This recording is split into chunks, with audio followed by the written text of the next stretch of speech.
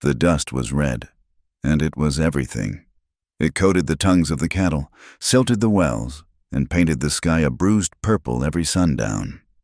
This was the New Mexico Territory in the late 1880s, and God had turned his face away. The grass was tinder, the springs had forgotten their purpose, and the wind carried only two things: that red dust and rumors of the railroad. The railroad was coming, a snake of iron in progress, and it was thirsty. Ayanna Greyhawk stood outside the San Dimas Mercantile, feeling the grit between her teeth. She had walked the last 10 miles. Her belongings were few, wrapped in a blanket roll. Inside that roll, folded into a piece of oilcloth, was her father's map. It was a thing of lines and memory, a treaty map that showed the land not as the white men saw it, but as it was, with the water that slept beneath. She had been a scout. She had been a warrior. Now, she was just a woman looking for work. And the women of San Dimas saw only one thing. They pulled their children closer as she passed, their whispers like dry leaves. Native, Apache. Elias Boone did not care what she was, as long as she could cook beans and wash a shirt.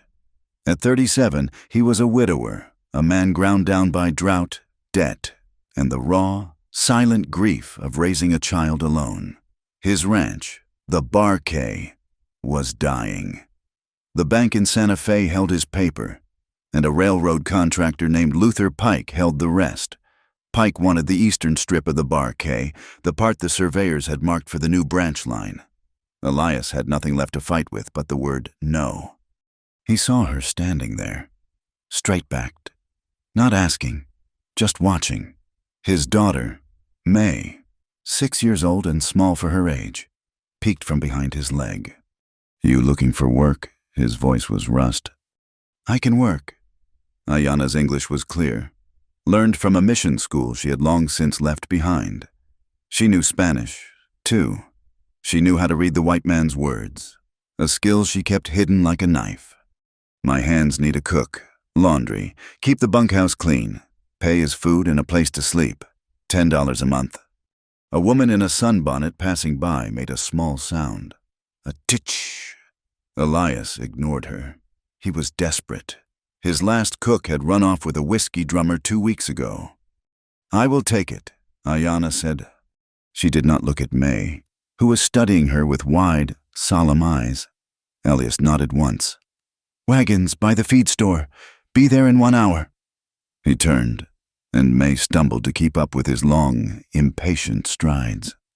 The first seed of trouble was planted before she even set foot on the ranch. Deacon Calder stood on the boardwalk, his black coat absorbing the heat, his face a mask of pious concern.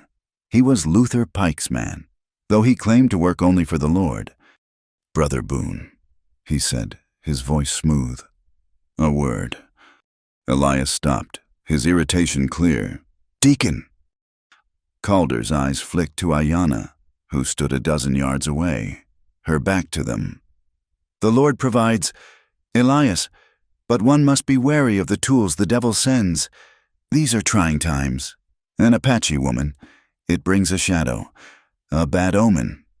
"I need a cook, Deacon, not a sermon." "Of course." Calder smiled, a thin, dry gesture. "We are all praying for rain. We would not want complications." The town marshal, busy whittling a piece of wood, watched the exchange and looked away. He heard nothing. He saw nothing. Elias stared at the preacher for a long moment. "The wagon. 1 hour." He repeated to Ayanna, his voice louder this time, and then he was gone. The Barquet ranch house was a small, defiant square of wood against a vast, empty landscape. The corrals were dusty, the water troughs nearly dry.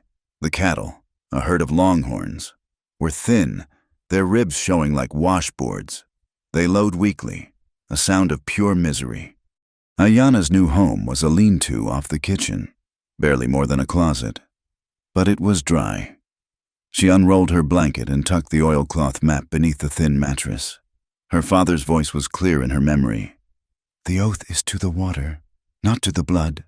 Protect the passage. It is the people's future. The map showed a line, an ancient stream that cut across the corner of the bar quay through a patch of black rock the map called Tsopela. The stream, her father had insisted, was still there, running underground, waiting. Elias's goal was simpler. It was standing on the porch, watching the red sun die. May sat at his feet, drawing patterns in the dust. He had to keep this land. It was all he had left of his wife. It was all he had to give his daughter. He was a man holding back a flood with just his 2 hands. Ayana's was different. She needed a place to be, not just a place to sleep, but a place to stand, to belong, and she had an oath to keep. That night, the wolves came. It was not a raid, but an inspection. The drought had made them bold. The cowboys in the bunkhouse heard them first, the long, hollow calls that promised death. They grabbed their rifles, shadows moving in the lamplight. Elias stepped onto the porch, his shotgun in his hand. The howling was close, circling the weak cattle in the near pasture, the ones too frail to be left on the range. The cows bawled, a sound of panic. Then, a new sound cut through the night. It was high and thin, a whistle, not a tune, but a series of sharp, bird-like calls. Elias squinted into the darkness. Ayana stood near the corral fence, a small, carved piece of bone to her lips. She was a silhouette against the pale dust. The howling paused, confused. She moved with a silence that startled him. She was not in the lean-to, but out by the fence line, where she had spent an hour before dark doing something. He had not paid it any mind. A wolf, bolder than the rest, darted toward the fence. There was a snap, a yelp of pain, and a thud. The animal thrashed, caught in a snare Elias had not seen, a simple loop of rawhide tied to a bent sapling. Above them, the sky was no longer a flat, empty blue. To the east, towering clouds were building, their bellies a bruised purple.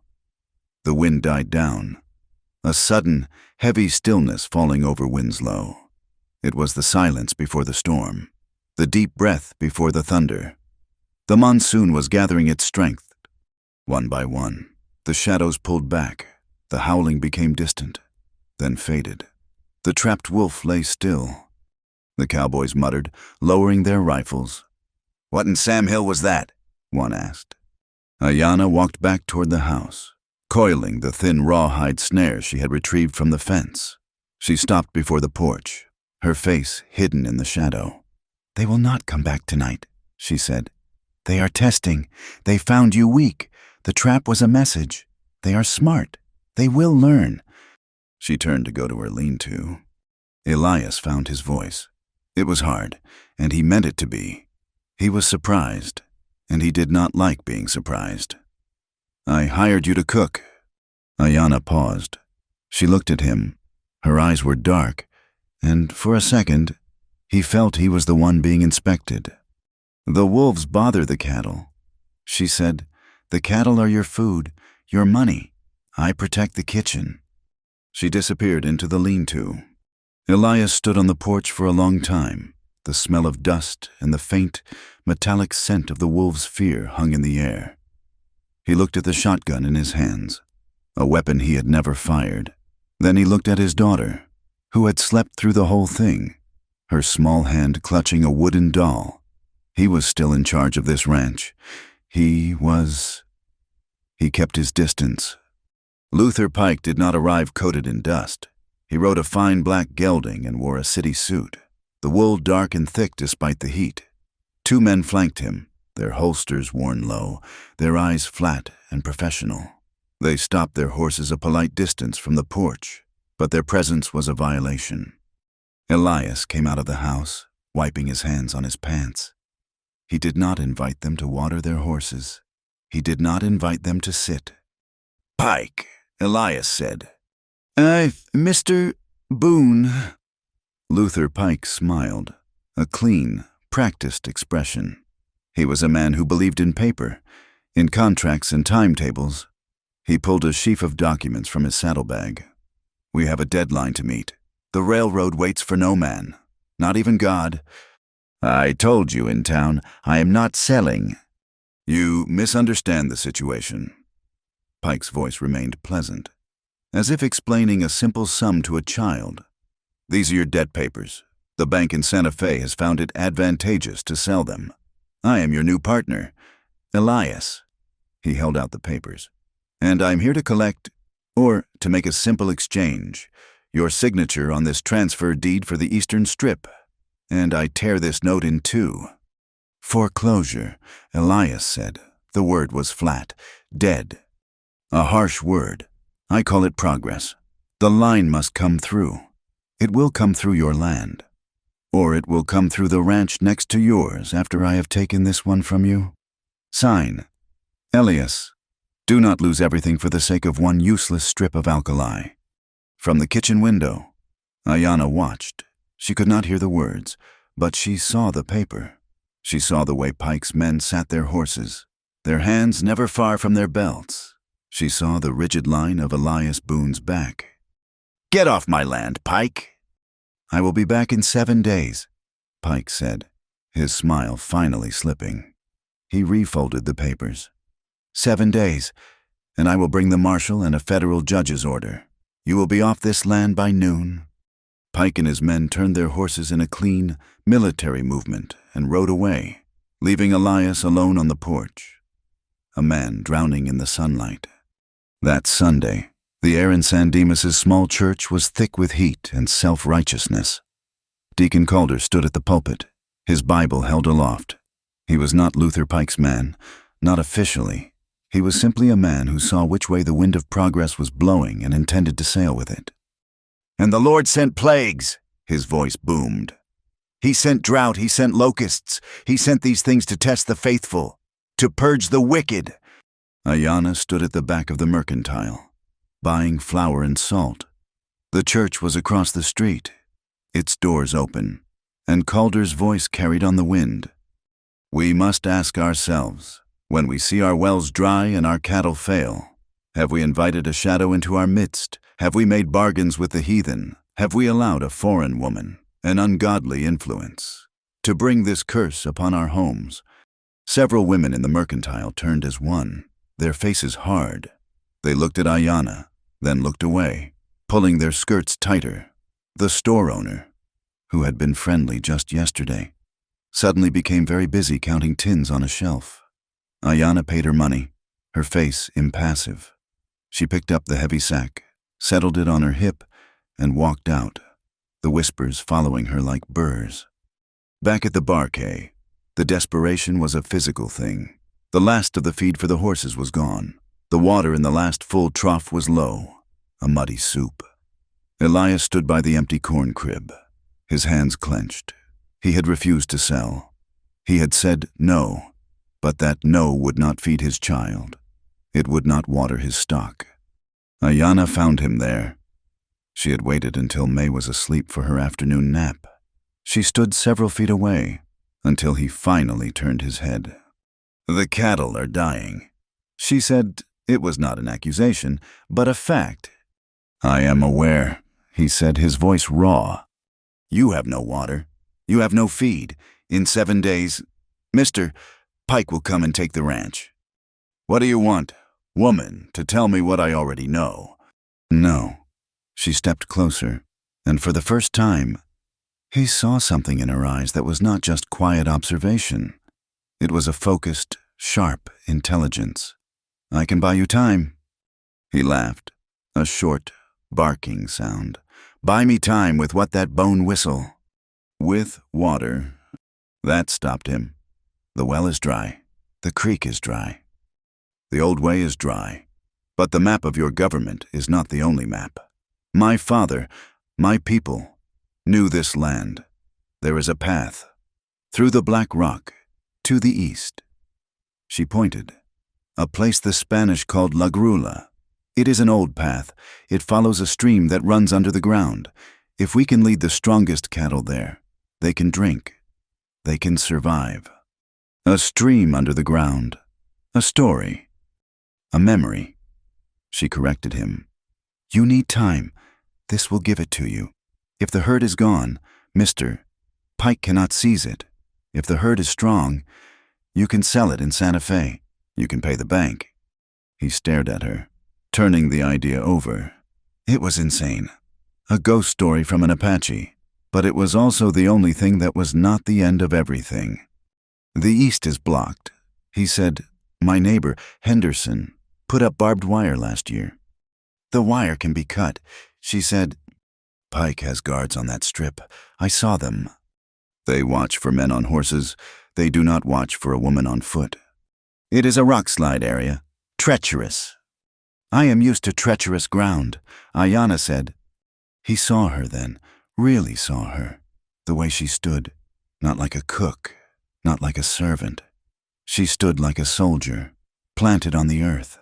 He saw the edge of a scar, old and white, peeking from the collar of her worn shirt, running up toward her shoulder. He remembered her father's words she had never spoken aloud, but were the bedrock of her life. "The water sleeps beneath the twin cottonwoods. Find them." Elias looked past her, toward the small window where his daughter slept. This was a gamble, a terrible, desperate gamble on a heathen Chiricahwa's story, but he had no other cards to play. "All right," he said, his voice low and harsh. "We will try your memory." He stepped up close to her, his shadow falling over her. He was taller, stronger, and he needed her to remember that. He needed to remember it himself. "But we get one thing straight. You are here for one reason. Lady, you're here only to cook. You make the beans, you wash the clothes, and you buy me this time. But you keep to the kitchen, and you stay away from my daughter. You do not talk to her. You do not look at her. She is my business. Do you understand me?" Ayanna looked back at him, her gaze unwavering. She had been spoken to like this her entire life. This was the smallest price she had ever been asked to pay. "I understand," she said. "I will prepare." She turned and walked back to the kitchen, leaving him to wonder if he had just saved his ranch, or damned it. 2 days later, he rode with her to check the boundary line, the one Pike wanted. He told himself it was to scout the path for the cattle, to see the barbed wire she spoke of, but he also wanted to see the land he was about to lose, or fight for. They rode in silence for an hour, the red dust settling on them. They were in the low canyons that marked the eastern edge when Ayanna suddenly reined in her horse. "2 men," she said, her voice a whisper. Elias squinted. "Where?" "Behind the rocks, by the dry cottonwood. They are driving stakes." He saw them then, 2 of Pike's hired guns, not just watching, but actively driving survey stakes, marking out the railroad line on his land that was not theirs, not yet. A hot, stupid rage surged in him. He unslung his rifle from his saddle. "Stay here," he ordered. "No," she said. "You ride down there. You are a target. They are waiting for you. They are stealing my land. They are baiting you." Before he could argue, she slipped off her horse like water. "Wait for the horses to run," she said. What wait for? But she was gone. She did not run. She vanished into the scrub and the rock, moving from shadow to shadow. He had lost sight of her in 3 seconds.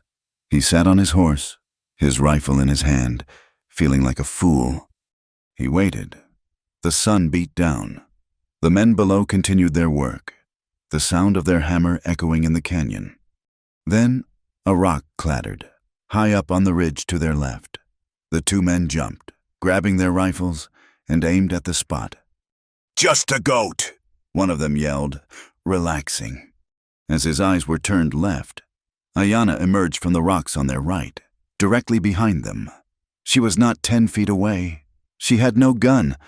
One man turned. His eyes widened. He opened his mouth to shout. Ayanna moved. She did not punch him.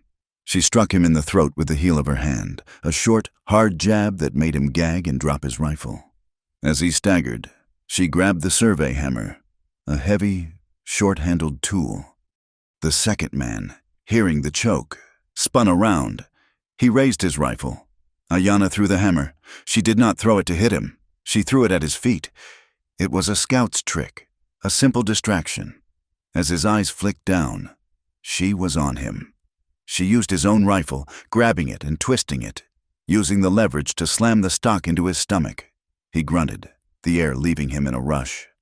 She stepped back. Both men were on the ground. One was struggling for air, the other holding his stomach. Their rifles lay in the dust. Ayanna picked them up. She walked to their horses, which were tethered nearby. She slapped them hard on the rump.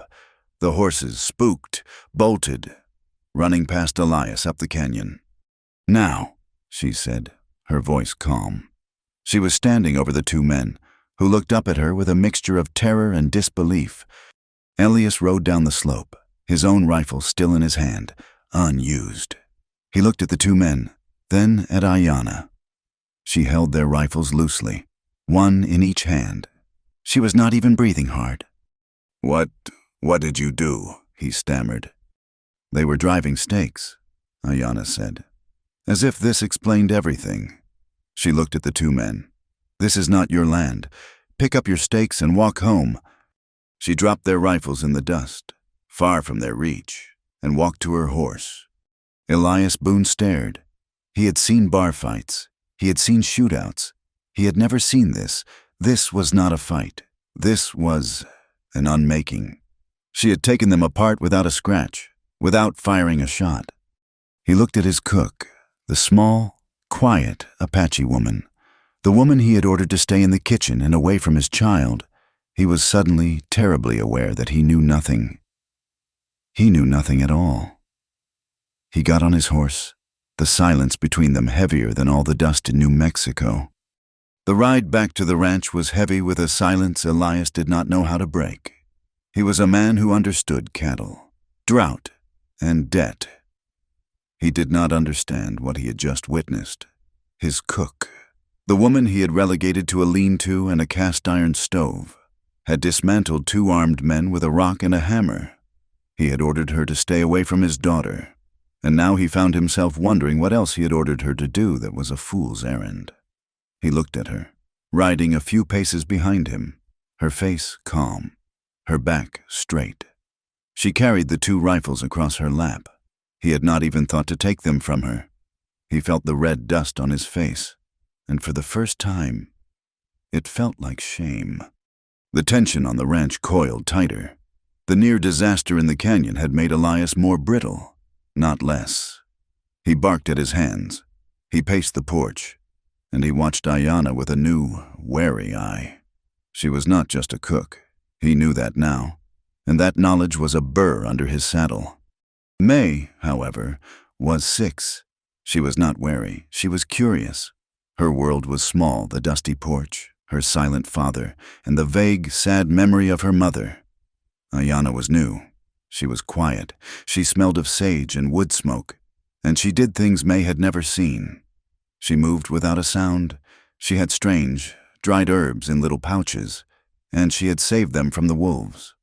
May began to watch her. From behind the kitchen door, she saw Ayanna braid her long black hair, her hands quick and sure. She saw her sharpen a knife on a whetstone, the sound a soft shing, shing, shing, and she saw her take a small, worn book from her pack. Its cover faded. Ayanna would sit in the thin slice of shade by the lean-to after the midday meal, her lips moving silently as she looked at the pages. This was May's undoing. The girl was starved for words, for anything beyond the harsh commands of the ranch hands and her father's clipped, pained sentences. The incident happened 3 days after the canyon. The heat was a solid thing, a weight you had to push through. May was playing by the fence line, near a patch of brittle weeds, while Elias tried to repair a broken pump handle, his curses low and steady. He was not watching her. He had not been truly watching her for a year. The sound was not a rattle. It was a sharp, dry buzz, like a locust. Then May screamed. It was not a child's cry. It was a thin, high shriek of pure terror. Elias dropped the wrench. He saw it instantly, the snake, coiled and angry, disappearing into the weeds, and May clutching her ankle, her face a white mask. "No," Elias whispered. He was frozen. His mind went blank. The world stopped. Ayanna moved past him. She had been washing beans, and her hands were wet. She did not run. She moved, as she had in the canyon, with a terrible, swift purpose. She was at May's side in 3 strides. "Stay back," she commanded. Not to Elias, but to the snake, to the world. She knelt. 2 small, dark punctures were on May's ankle, just above the worn shoe. My God, Elias stammered, finally moving, fumbling. "The wagon. I'll get Dr. Sandimas. She will be dead before you clear the gate," Ayanna said, her voice flat. She laid May on the ground. She pulled her knife. Elias lunged. "What are you doing?" "Hold her." She did not look up. "Hold her still, now." She sliced through the girl's stocking, baring the wound. It was already beginning to swell, the skin turning a sick, dark red. From a pouch on her belt, the one May had watched, Ayanna took a pinch of dark brown powder. She pressed it directly onto the twin punctures. May screamed again, a raw, thin sound. "Hold her," Ayanna repeated. She ran to the woodpile, grabbed 2 flat pieces of kindling, and tore a strip of cloth from a nearby rag bag. She was back in seconds. She laid the sticks on either side of May's calf, making a rough splint, and bound it tight. "This is not enough," she said, more to herself. She put her mouth to the wound. "No!" Elias shouted. "The poison!" Ayanna looked at him, her eyes flashing, and he stopped. She pressed her lips to the wound, sucked hard for a moment, and spit a dark, bloody fluid onto the dust. She did it again and again. Her face was a mask of concentration. She was not a cook. She was not a woman. She was a force. After a minute, she sat back. She pulled a small tin from her pouch, one filled with a green, pungent salve, and smeared it over the wound before rewrapping it tightly. She looked at Elias. "She will be sick," Ayanna said, her voice finally soft. "Very sick, but she will not die. Keep her cool, keep her still. I will make a tea." She stood up and walked to the kitchen, leaving Elias on his knees in the dust, his hands, finally, holding his sobbing, trembling daughter. He sat by May's bed for 2 days. He watched Ayanna move in and out, a ghost in his house. She brought cool cloths. She forced the bitter tea past May's lips. She sat and watched the child's breathing. He sat in his chair, his shotgun across his knees, useless. On the 3rd morning, May woke up and asked for water. Her voice was a croak, but her eyes were clear. Elias followed Ayanna outside to the porch. The sun was just rising, painting the sky in shades of blood and gold. He stood there, a big, broken man, twisting his hat in his hands. He started. He could not find the words. "You saved her." Ayanna waited, her face impassive. "I am grateful." The word felt small, useless. She nodded once. Elias put his hat back on, and the walls he had built around himself snapped back into place. The gratitude was real, but it was suffocated by fear. Fear of what she was, fear of what he owed her, fear of this woman who held the power of life and death, who took apart his enemies and his child's poison. "You saved my child," he said, his voice hard again. The voice of the rancher, the boss. "But the arrangement stands. Keep your distance. I will handle her now." Ayanna looked at him. She saw the gratitude, and she saw the fear. She saw the man he was, and the man he was terrified of becoming. She did not say a word. She just turned and went back to her kitchen. But the arrangement could not stand. A bond had been forged, not between the adults, but with the child. May was no longer just curious. She was devoted. The woman who smelled of sage had cast out the snake. When she was strong enough to walk, May began her secret life. She followed Ayanna. She hid behind the rain barrel, her bare feet silent in the dust, and watched. She saw Ayanna take out the book, It was a primer, an old one, with English words on one side and Spanish on the other.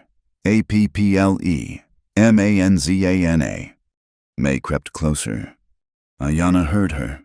She always heard her. But she did not turn. She simply pointed to the page and said the word, her voice low. B-O-O-K, Libro. From the shadows, a small voice whispered. Book. Ayanna turned the page. H-O-R-S-E, Caballo. Horse, May whispered. This became their ritual, a secret spoken in the heat of the afternoon, a shared language that belonged only to them. While this new fragile connection grew in the house, the old, bitter one festered outside it. The story of Ayanna and the wolves, now twisted, had reached the saloon in San Dimas. The 2 gunmen she had disarmed had limped back to town, their story one of ambush by a dozen Apache warriors. But Pike's men knew the truth, and they spread a different poison. She calls the wolves, one of Pike's men said over a beer. That Boone, he's got a witch out at the Barquet.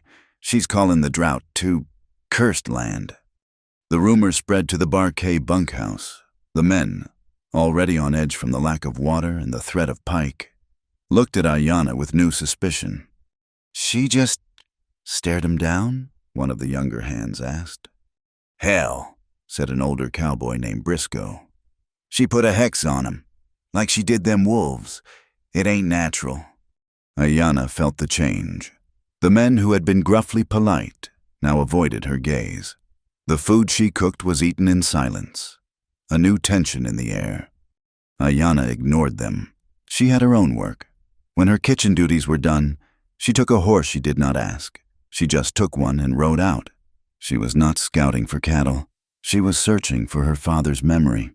She found the dry arroyo from her map, a deep, rocky scar in the earth. She walked it for a mile, her eyes on the ground, reading the story of the stones, and then she found it.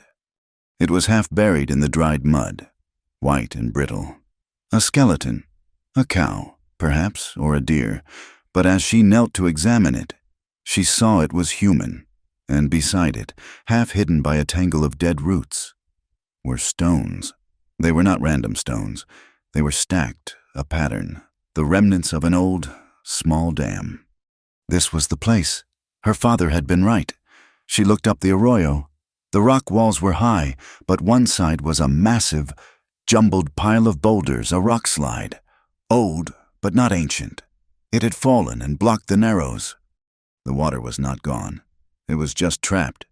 Her people had built a dam here to hold the seasonal flow. But the rock slide, it had plugged the artery. She understood. The water was still there, behind the stone, sleeping. She rode back to the ranch as the sun was setting. She had hope. That night the fire came.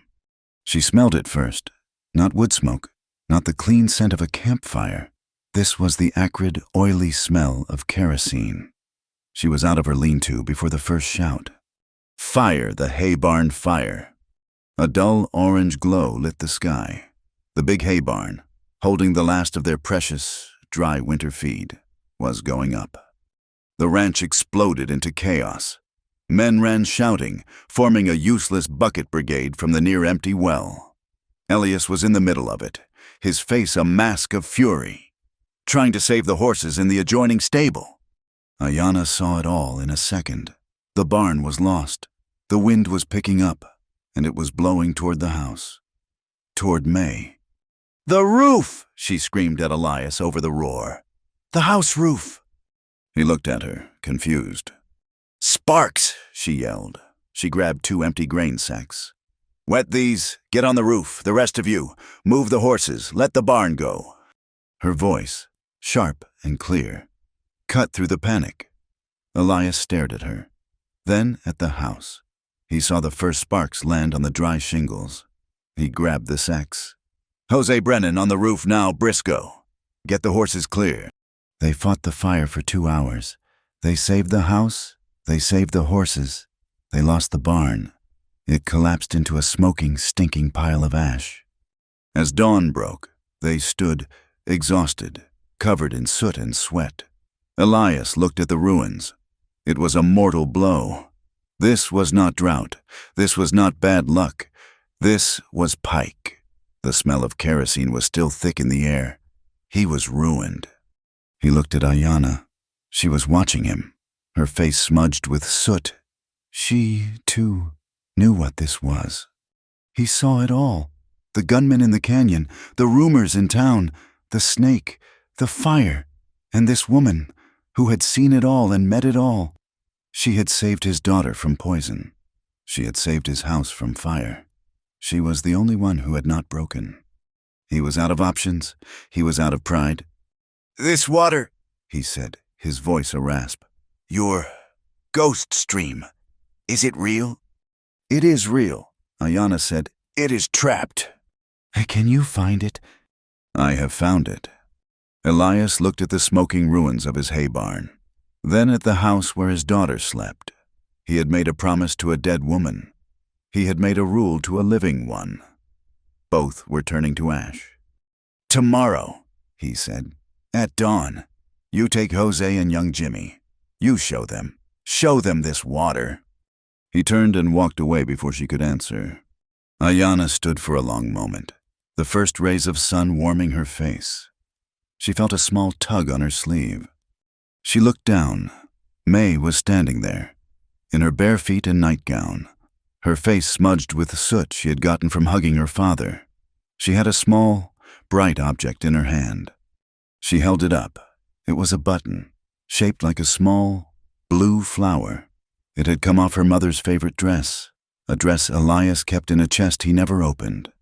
May had kept it as her one treasure. She pressed it into Ayanna's hand. She did not say thank you. She did not say anything.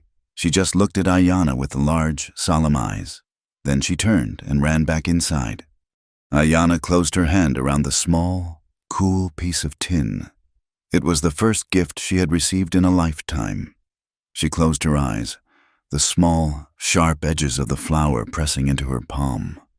The fire changed nothing, and it changed everything. The hay was gone, but the house was saved. The confrontation with Pike was no longer a matter of dates on a calendar. It was a war declared by kerosene and ash. Elias had given his word. At dawn, Ayanna would lead the men to the water, but dawn was hours away, and the afternoon was a hot, still, anxious thing. Elias needed to find his daughter, the snake bite, the fire. She had been quiet, too quiet, retreating into the small, pale shadow she had become since her mother's death. He checked the porch, empty. He checked the kitchen. Ayanna was not there, which was strange. He checked the barn, the new, raw smell of soot hanging over the horses. Not there. A knot of cold fear, the same he had felt at the snake's buzz, tightened in his gut. May. His voice was hoarse.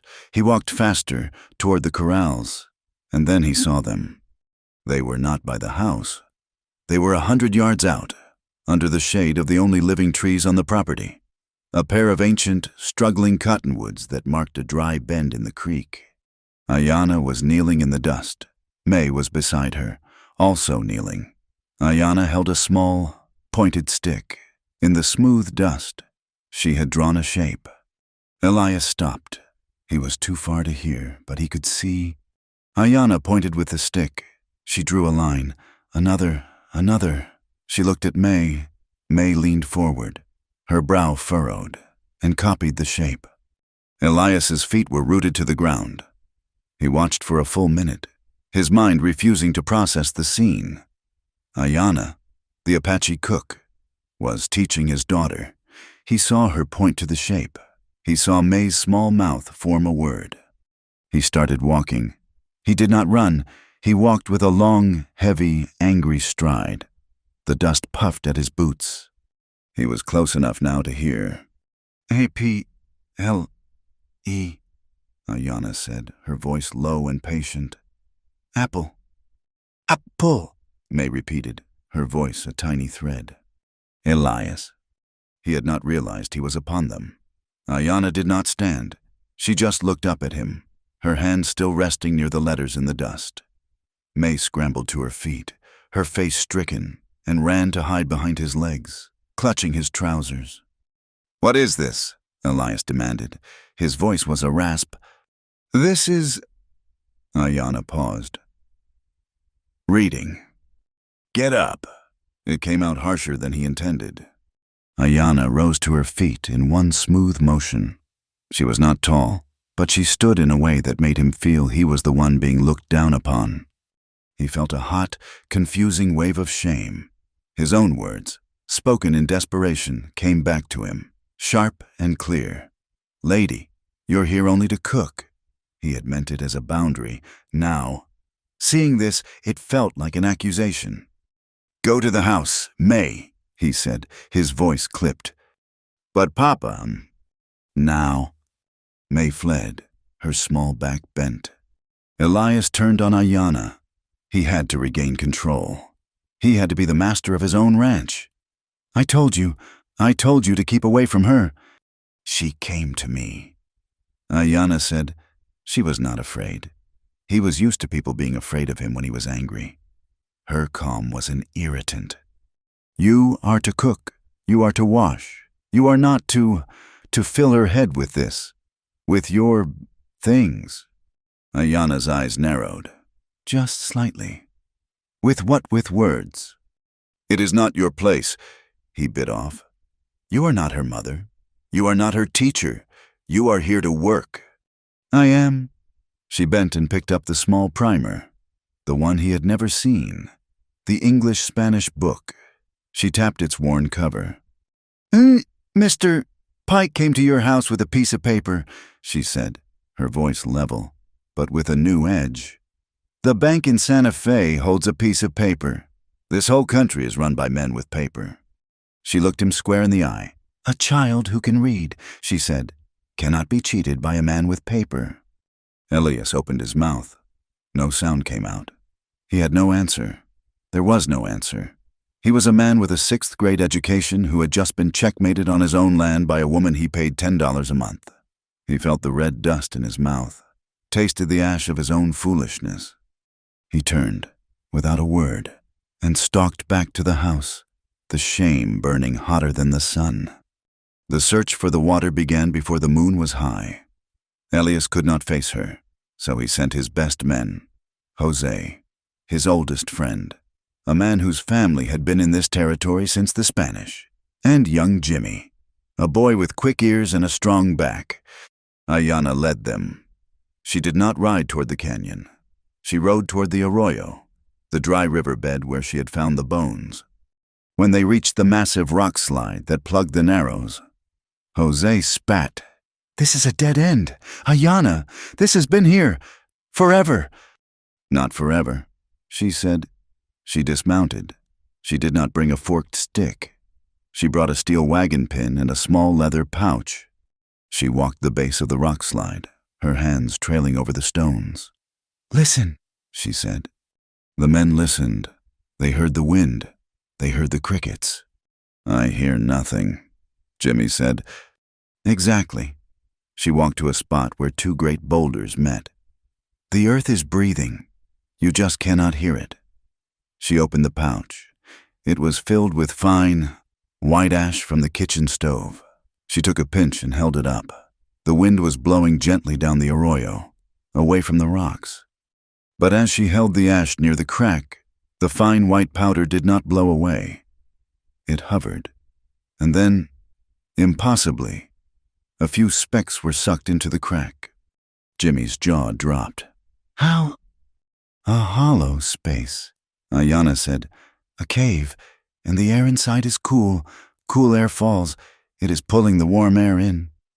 She pointed to a patch of damp, dark earth at the base. "It is also weeping." She took the long steel pin and drove it into the damp earth, deep as it would go. "Now," she said to Jose, "put your ear to the steel." Jose knelt, wary. He put his hat back and pressed his ear to the cold metal. He closed his eyes. He was still for a long time. The wind blew. "Well," Elias's voice boomed from behind them. He had not been able to stay away. He sat on his horse, his face in shadow. Jose did not stand. He just opened his eyes. and they were wide. "Senor Boone," he whispered. "I hear it. It is not blood in my ears. It is a song. It is water. Running." The solution was simple and terrible. Black powder. They had a small cask, used for blasting stumps and rattlesnake dens. "It is too big a risk," Elias said, his voice flat. He looked at the wall of rock. "Too much. We bring the whole cliff down. Block it forever. Too little. We waste the powder." "I know where to set the charge," Ayanna said. She was looking at the crack where the ash had vanished. A small one, just to crack the seal, not to shatter the mountain. Elias looked at her, his silhouette dark against the rising moon. "What are you, woman?" he whispered. "A cook, a scout, a sapper." "I am a survivor," she said. "We will do it at dawn, before the wind rises." That night, the ranch did not sleep. The tension was a living thing. Guards were posted, rifles loaded, watching for Pike's men. And a new crisis arose. May. Elias was sitting by her bed when he felt it. Her forehead was hot. Not just warm. It was a dry, brittle heat. The fever, the snake bite, which had seemed to heal, was now a dark, swollen knot on her ankle. He was a man who had faced drought, debt, and gunmen without flinching. But this unmade him. He stumbled out of the small bedroom, his face gray. He saw Ayanna by the central fire pit, watching the flames. For a moment, he actually prayed. "Please, God, not her, take anything else." He walked to the fire. He was a proud man, but he was broken. "My girl," he said, his voice cracking. "She is hot. The bite. It is a fever." Ayanna looked at him. This was a new voice. Not the rancher, not the boss. This was the father. She stood. "Let me see." She came back from the lean-to with a small bowl. The smell was foul. "What is it?" he asked. "Chewed tobacco, honey for the draw, bark for the poison." She handed it to him. "Put this on the wound. Make a poultice. It will pull the heat. The tea is already made." His hand, large and calloused, brushed hers as he took the bowl. He did not recoil. He just held it, a small, strange offering of hope. "Thank you," he mumbled. After he had tended to May, he found himself back at the fire. He could not stay in the house. Ayanna was there, staring into the flames. They stood in silence, not close, but sharing the same small circle of light. "My mother," Ayanna said, her voice so low he almost missed it, "taught us to give thanks for water. She said it was the blood of the earth." She looked at him, her eyes reflecting the fire. "She said it holds all the memories of the world." She would put her hand to the spring, then to the earth, before she drank. Elias had no words for such things. He was a man of fences, branding irons, and ledgers. But as he stood there, smelling the smoke, the fear for his daughter a cold stone in his stomach, the distance between them felt a little less. They were just two people, waiting for the sun, hoping for a miracle. Dawn was a blade of cold, gray light. Elias was at the rock slide. He had to be. Ayanna worked with a calm, frightening efficiency. She found the breathing spot, packed a small, tight charge of powder into the crack, and set the fuse. It was an old fuse, and it was short. "It will be fast," she said, her voice calm. "Get behind the rocks." Elias, Jose, and Jimmy scrambled for cover. Ayanna lit the fuse, a small, angry sputter. She did not run. She walked, quickly, and joined them. They waited. The silence stretched. The explosion was a dull, heavy thump that they felt in their chests. A puff of dust, a shower of pebbles, and the sharp crack of one single boulder splitting. Then silence. "It failed," Elias said, his voice flat. He stood up, tasting the dust. They walked to the slide. It looked the same. A bit more dust, a new crack in one large stone. No, Jimmy said, his voice full of disappointment. It did not. Wait, Ayanna said. She was looking at the ground. At the base of the slide, where the steel pin had been, a dark patch of mud was spreading. As they watched, a trickle, a small, hesitant seep, a line of impossible, clear water, pushed its way over a stone. Jose fell to his knees. He dipped his fingers in it. He laughed, a high, strange sound. Elias, it is sweet, it is sweet. An hour later, back at the ranch, the cattle, the ones in the home pasture, the ones too weak to move, lifted their heads. They had not seen water, but they could smell it. A new sound rose from the barquet, not the low of misery. It was a bellow of demand, a roar of hope. The news hit San Dimas by noon. Jimmy sent for supplies he did not need, could not contain it. Boone struck water. He hit a spring in the arroyo. The news reached Luther Pike in his rented hotel room.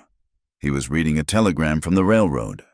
His gunman, Braddock, told him. Pike did not get angry. He folded the telegram. He smiled. Well, Braddock, he said, steepling his fingers. It seems Mr. Boone's land has just become infinitely more valuable. His eyes, cold and gray, met his man's. I believe it is time we stopped being so polite. The water was life. For 3 days, the barquet was a ranch reborn. The thin cattle stood in line at the trough, drinking deep from the small, steady stream that Elias and his men had diverted from the arroyo. The sound of running water, a sound they had not heard in 2 years, became the rhythm of the ranch. Hope, once a dry, dusty thing, was now wet and real. It lasted exactly 3 days. On the 4th morning, Luther Pike returned. He did not come with gunmen. He came with a surveyor and 2 men carrying tripods and chains, and he brought the marshal from San Dimas. Elias met them at the arroyo, not the house. The new spring was gurgling, a miracle of mud and stone. Pike's men, ignoring him, began driving new stakes. Not on the dry eastern strip, but right here, bracketing the spring. What in God's name are you doing? Pike! Elias's voice was low, a growl. Why, I'm marking the boundaries of my new acquisition, Mr. Boone, Pike said, all pleasantness. He held up a new, crisp document. A railroad right-of-way, filed this morning. It seems our surveyors made a slight error, the most advantageous route. Given the, new geography, runs directly through this little ditch. This is my land. The spring is on my land. Is it? Pike smiled. According to this federal survey map, this spring is the new marker for the La Grula quadrant, and the railroad has right of eminent domain over all such quadrants. It is a public convenience. The marshal, looking uncomfortable, cleared his throat. Elias, the paper is in order. It is a federal warrant. They can survey. They can get off my land, Elias said, his hand moving toward his hip. I would not, Pike advised gently. You are interfering with federal business. Now, if you will excuse us, we are taking measurements. This water will be a great help to our steam engines. Elias stood there, shaking, as they pounded new, bright yellow stakes into his land, claiming his water. He was beaten, not with a gun, but with a piece of paper. That Sunday, Deacon Calder took to the pulpit. His sermon was on the miracle of the water from the rock. The Lord provides, he boomed, his eyes sweeping the congregation of dusty, thirsty ranchers. He has opened the earth for his flock, but I ask you, my friends, does a miracle from God belong to one man? No, someone shouted from the back. Or does it belong to the community? Amen. The Lord has sent this water for all, for the town of San Dimas, for the progress of this great nation. And yet, his voice dropped. There are those who would hoard it, those who would keep it for themselves, under the influence of shadows. A darkness has fallen on the barquet, a native woman who consorts with wolves, who brought the fire. now sits on God's miracle and claims it for one man. The poison spread faster than the water. When Ayana and Jose rode to the mercantile for salt and, more importantly, bullets, the proprietor would not meet their eyes. "I cannot help you, Jose." "Mr." Henderson said, wiping his hands on his apron. "What do you mean? You cannot help me," Jose said, confused. "I need 50 rounds of 44-40 and a sack of salt." "We are running low," Henderson said, looking past him. "You have got 3 boxes on the shelf right behind you. Those are spoken for the community. Jose, not for, well, I just cannot." Ayana, who had been standing by the door, saw it all. The women who were shopping, Mrs. Calder and the marshal's wife. They gathered their children, pulling them close, their faces tight with fear and disdain. One little boy, Tom Hendrick's son, waved, the one who had seen her at the creek. His mother slapped his hand down and pulled him away, as if Ayana were the snake. Ayana walked out. Jose argued for another minute, his voice rising, before he stalked out, empty-handed and furious. The mood at the ranch was grim. The cowboys, who had celebrated the water, were now split. The sermon had reached them. Briscoe, the older hand, cornered Elias by the empty corral. "Boss," he said, twisting his hat, "the men, we are worried. What the deacon said, about that water being for everyone, and about her." He jerked his head toward the kitchen, where Ayana was skinning a rabbit. "What about her?" Elias's voice was dangerously quiet. "It ain't natural. Mr. Boone, first the wolves, then the fire. Now this water, right when Pike is here, and she is the one who finds it. It feels like a bad omen. Like maybe Pike is right, and we are on the wrong side of this." Elias looked at the man. He saw the fear. He saw the weak-minded superstition that Deacon Calder had so easily manipulated. He did not yell. He walked to the bunkhouse porch and rang the iron triangle. "Everyone," he shouted, "gather up." The hands came, confused, wiping sweat from their faces. Elias stood on the porch, his back straight. Ayana stopped her work at the kitchen window, watching. "I am going to say this once," Elias said, his voice carrying in the still, hot air. "Mr. Pike is trying to steal this ranch. He burned the hay. He's using paper and preachers to scare you. The water under this land is Bar K water, but that is not what I called you for."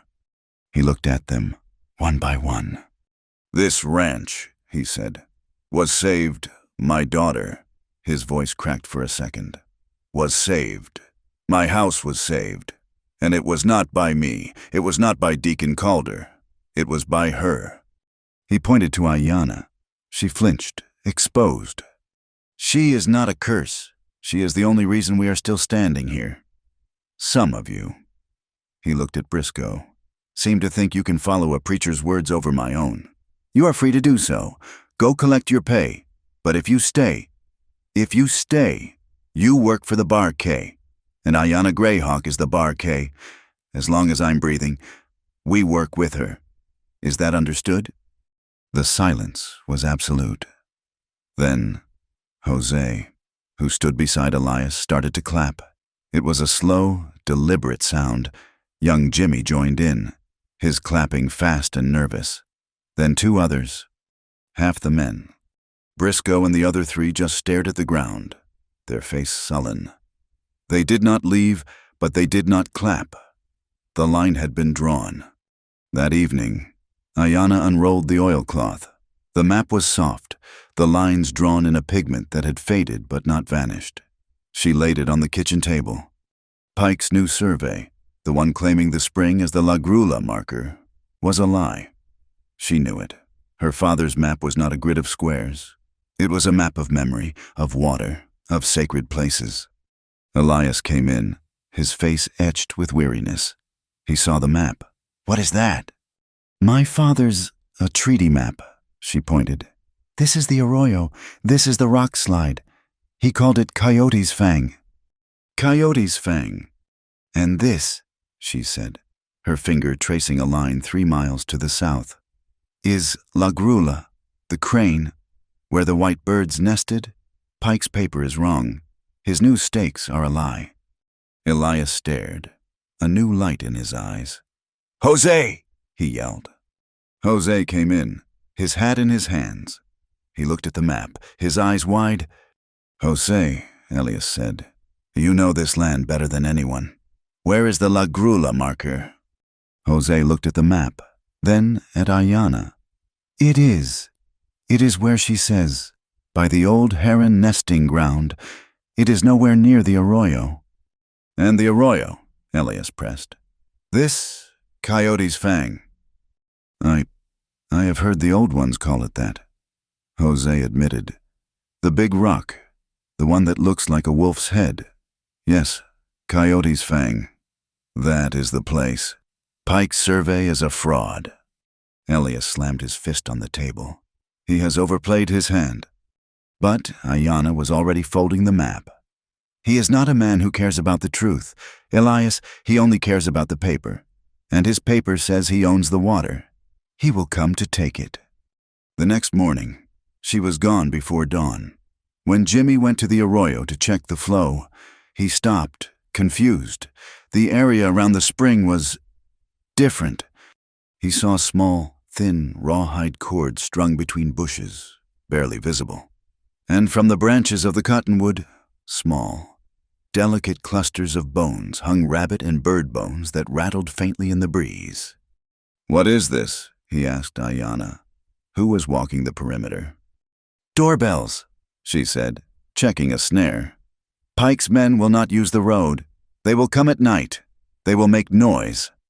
She was planting the stolen rifles from the canyon, the ones she had kept, in strategic hidden spots, wrapped in oilcloth.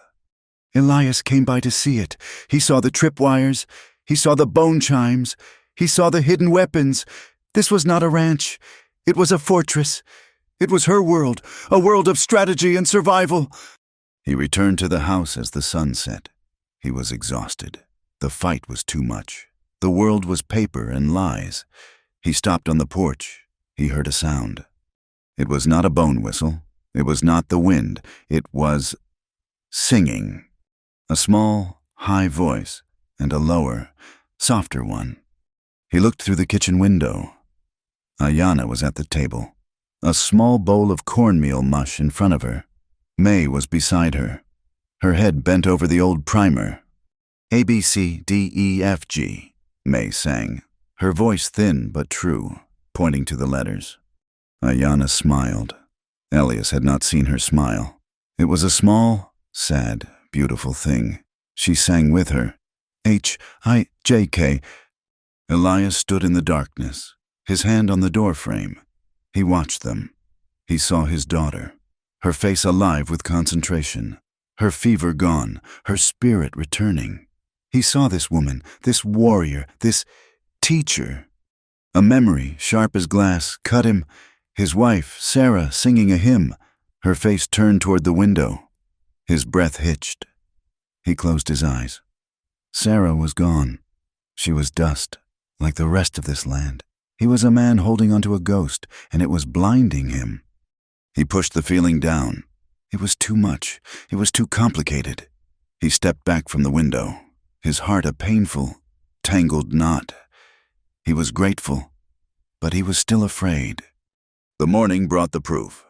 The small shed where they kept their powder, their blasting caps, and their boxes of ammunition was open. The door was not broken. The pin had been pulled. "He took it all," Jose said, his voice hollow. "All of it. Elias, we do not have 10 rounds between us, besides what is in our belts." Elias knelt by the door. In the soft dust, clear as day, were horse tracks, and one of the horses had a chipped shoe, a small V shape he had seen before. It was the horse Braddock, Pike's lead gunman, had ridden into town. The tracks led east, toward Pike's camp. Elias stood up. He looked at the arroyo, where the bone chimes rattled. He looked at the house, where Ayana was just starting the breakfast fire. Pike had disarmed him. He had turned the town against him. He had the law, bought and paid for, on his side. Elias had only one thing. He walked into the kitchen. Ayanna and May were at the table. "Get me the map," he said to Ayanna, "and pack me 2 days of food." "Where are you going?" she asked, her hands still. "To Santa Fe," he said, his voice grim. "Pike wants to fight with paper. I will fight him with paper. This map, this treaty, this is the only law he cannot buy." He looked at Jose, who had followed him. "Jose, you are in charge of the men." Then he looked at Ayanna. He was handing her his last, desperate chance. He was handing her the proof. He was handing her his child. He was handing her his life. "No," he said, changing his mind. He looked at Jose. "I am leaving Ayanna in charge of the ranch. You will do what she says. She knows how to hold this land. I do not." He turned to Ayanna. "Hold the water," he said. "Hold it until I get back, whatever it takes." He did not wait for an answer. He kissed May on the top of her head, grabbed his saddlebags, and walked out.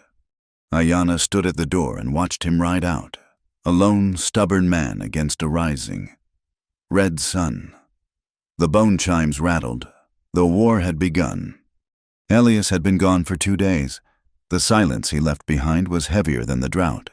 Ayanna was now the leader of a disarmed ranch, a half-dozen men, and a small, watchful girl. The men who had clapped for Elias now looked to her, their faces a mixture of hope and fear. Briscoe and the other two, the ones who had not clapped, were sullen, doing their work with a hard-jawed resentment. They were trapped too afraid to leave, too proud to follow an Apache woman. Ayanna knew Pike would not wait. The injunction was a piece of paper in Santa Fe. The reality was here, in the dust, with the stolen ammunition. She spent the 2 days not as a cook, but as a quartermaster. She gathered the weapons Elias did not know they had. She had the 2 rifles taken from Pike's first pair of gunmen. She had her own knife, and she had the ranch itself. She moved May's bedding into the root cellar, a small, dark hole under the kitchen, stocked with 2 jugs of water. "If you hear the big bell," she told the girl, "you come here. You do not wait. You do not look. You come here and you lock the door." May, who had seen the snake in the fire, just nodded, her eyes old. Ayanna walked the perimeter of the arroyo. She checked the bone chimes. She retied the tripwires. In the kitchen, she took 3 cloth sacks. Into one, she poured a full measure of dried, crushed red chilies from the pantry. Into the other 2, she scooped the fine, gray ash from the main stove. She gave the sacks to Jimmy. "What is this for, Ayanna?" he asked, his voice cracking. He was 17. "For their eyes," she said. The attack came on the 3rd night, just before the false dawn. There was no moon. The air was dead. Ayanna was not asleep. She sat in the dark kitchen, watching the faint line of the eastern hills. She heard it before anyone else. A faint clack-clack, a pause, another clack. The bone chimes near the spring. She moved without a sound. She did not ring the iron triangle. The alarm for fire, that was a call for chaos. She went to the bunkhouse. "Jose, Jimmy, get up! Wake the others! Quietly!" The men stumbled out, pulling on boots, grabbing rifles they knew were mostly empty. "What is it?" Briscoe demanded, his voice thick with sleep. "Wolves again." "Men," Ayanna said. "They are coming from the arroyo. They are not after the water this time. They are after the house." "We ain't got no bullets," Briscoe snarled. "We are sitting ducks." "We will not be ducks," Ayanna said. She pointed to the main barn, the one that had survived the first fire, the one that held the stables and the last of the tools. "They will burn that first, to light their work. Then they will come for the house. Jose, Jimmy, you are with me. Briscoe, you and the others. Get behind the water trough. Do not fire until I say. Do not fire to kill. Fire to make them blind." "Fire me to make them blind." "When the fire starts," Ayanna said, her voice sharp. Throw the ash into the air. Throw the chilies into the flames. They want fire. We will give it to them. They heard a new sound, a splash of liquid. Kerosene. Then a whoosh. A torch arced, landing on the dry roof of the barn. In seconds, the yard was lit with a terrible, dancing orange light. 8 men. It was Braddock, the gunman from the saloon, and his crew. They carried rifles and torches. "Burn it all," Braddock roared. "Pike wants it clean." "Now!" Ayanna yelled. As the men charged, Jose and Jimmy heaved the sacks of stove ash upwind of them, creating a choking, gray cloud. The attackers ran right into it, coughing. "What in the—" Then Ayanna, from the other side, threw the sack of chilies not at the men, but onto the new, growing fire. The effect was instantaneous and horrific. The dry peppers exploded in the heat, sending a cloud of pure, weaponized capsaicin into the air. It mixed with the ash, a blinding, suffocating fog. The gunmen screamed. It was not the sound of fighting. It was the sound of agony. They dropped their rifles, clawing at their faces. "My eyes, God! My eyes water!" One man fired his rifle wildly into the air, the bullet whining. "They are blind," Ayanna commanded the Bar K men. "Stay down. Let them come." Braddock was made of harder stuff. He had gotten a face full of the pepper smoke, but he was raging. He saw Ayanna, a silhouette against the fire. Directing her men, he roared, a sound of pure hate, and charged her, ignoring his own men. "You Apache witch!" he screamed, his eyes streaming. He tackled her, his weight driving her back. They rolled, away from the light, down the small, muddy slope that led to the spring's overflow. They landed hard in the thick, dark mud. He was heavy, a mountain of muscle and rage, and he had his knife out. "I'll kill you," he gurgled, spitting mud and smoke. Ayanna was beneath him. She could not get to her own blade. He raised his arm for the killing blow. She saw the knife glitter in the firelight. She did not fight his strength. She used his blindness. She used the earth. She grabbed a fistful of the thick, wet, alkaline mud and shoved it hard into his open, screaming mouth. He choked. He gagged. His grip on the knife loosened. She shoved her other hand, full of the same mud, into his eyes, grinding it into the sockets.